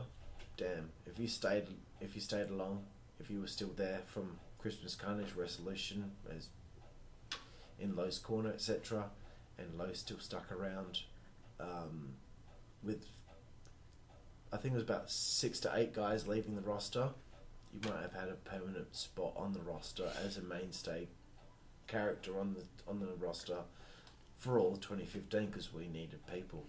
Even thinking back on it now, man, I really do regret it. Like, thinking back that I only got to have that one match it fucking hurts, man. It Never getting sucks. to, like... It fucking sucks. And knowing that I can't do it anymore because of my shoulder is just like, you lost that opportunity to even get a few matches under your belt, can't like, just young and dumb, you know? But as I have to cut you off before you get too sad. Cries. Because you've got these beautiful eyes, and when I see them sad, it makes me sad. At least you got to do it. Exactly. once. Some I people got to didn't get to experience do it, it at man. all. And I don't know if you know a guy called Lars. He was Kyle and Deacon's friend. Yeah. He wanted to do it, but because he had bad ankle injuries from football, if he took one wrong bump, it would break his ankle and he might have to be amputated. He was like, I can't do it. yeah, Fuck. eventually, So he never got to do anything except being in that battlefield brawl that you guys didn't make it to, I believe. Sorry, sorry. Yep, that was the year after. That was the next battlefield brawl. But anyway, it's still the same story. He did that one thing. He was in Kyle's corner. He wanted to be on the roster so bad, and he just couldn't because of his ankle. Yeah. But so at least you got to have that I one got the moment. experience. Though, And you just beat the op- Chaos, and the dude. opposite- He's a and I- former yeah, fuck world that, man. Just hardcore champion. the honor of 3 beating times Chaos over. in my first match, like You beat Chaos. in my It took me 2 opinion, goes to beat Chaos. You beat him in 1 go. in Have my I ever opinion, beaten just Chaos? watching WZWA from what I did when I was Sure. coming with Lowe, Surely. and obviously in my nothing against Chaos, there were better technical wrestlers there, like you and me. Mitch. And me. But in terms of hardcore, it was He's fucking the- he's Chaos. the man. He was the man. He's fucking the man. Chaos, just a brutal. His man. name one is else- Chaos. No Willing- one else won the world hardcore title twice, and he won it Yeah, 3 dude, times. willing to do anything, like committed to any spot, and I just watched him all the time in awe. And then my first match, they were like, "You're getting in there with Chaos," and I was like, "No way!" And then I remember you coming to me and going, "You're going over Chaos," and I was like, "What, cunt?" And then even Chaos was a bit like, I don't think Chaos was too keen on it. Chaos at first. wasn't keen. Sorry, But after the in no match- show, you lose to the debuting guy. Well, no, well that's the thing though. After That's the what match, happens, man. and That's this what is happens. like. Oh, you've had too many cokes. It made me feel pretty good after the match because Chaos messaged me on Facebook and he said, like, look, man, I was really iffy about putting you over at first, but he goes, after the match you gave me, and he goes, after how tough you proved you are, and you can take a beating, you can very give a good. beating. It was He very said, good. you deserved to go over, and that was a big thing for me. I fucking Chaos is it meant a so lot. cool. Chaos is the man. Chaos is the man. Alright, look, we're going to leave part 3 there because we're going to have to go to part 4. God damn. We're at 2 hours and 7 minutes for part 3. Holy Fucking hell. shit! That's the longest. First two was an hour and a half each. Jesus Christ. What a podcast, Three. boys. 5.5 hours. This has been awesome. Damn, man. I did not expect us to be able to fucking talk shit for so long. I'm happy. Incredible. We're fucking getting oath, man. close to that 100th episode, and I don't have to do as much. That's- I want to end at 100. Yeah, please, you fucking know? oath, fucking oath. Fucking, if I'm that close, I'm gonna fucking do it. If I was at 65 at this If point, I'd be like, I'll end it at 70. If I'm at like 86, I'm like, yeah, I'm pretty close to 100. Yep. If you need me for Lowe one actually more... told me off camera that if I get to 100, I get to have sex with his girlfriend. So that ends part 3. Confirmed. Like, Confirmed. He doesn't have a choice. Confirmed. It's confirmed I'm at not this talking about point. Ashley, I'm talking about Marcus. That is part 3 of my interview with Daredevil, Brian Lowe, and Marcus Combs-Jones. We got to cover his short stint in WZWA. Although short in its stint, at least there was a pretty big story behind it and his history in being a fan and being able to live out his dream. So thank you for listening to the GBYWN Australia podcast. I am your host, Aston Crude, and we'll be back for part motherfucking 4 very soon. Cheers.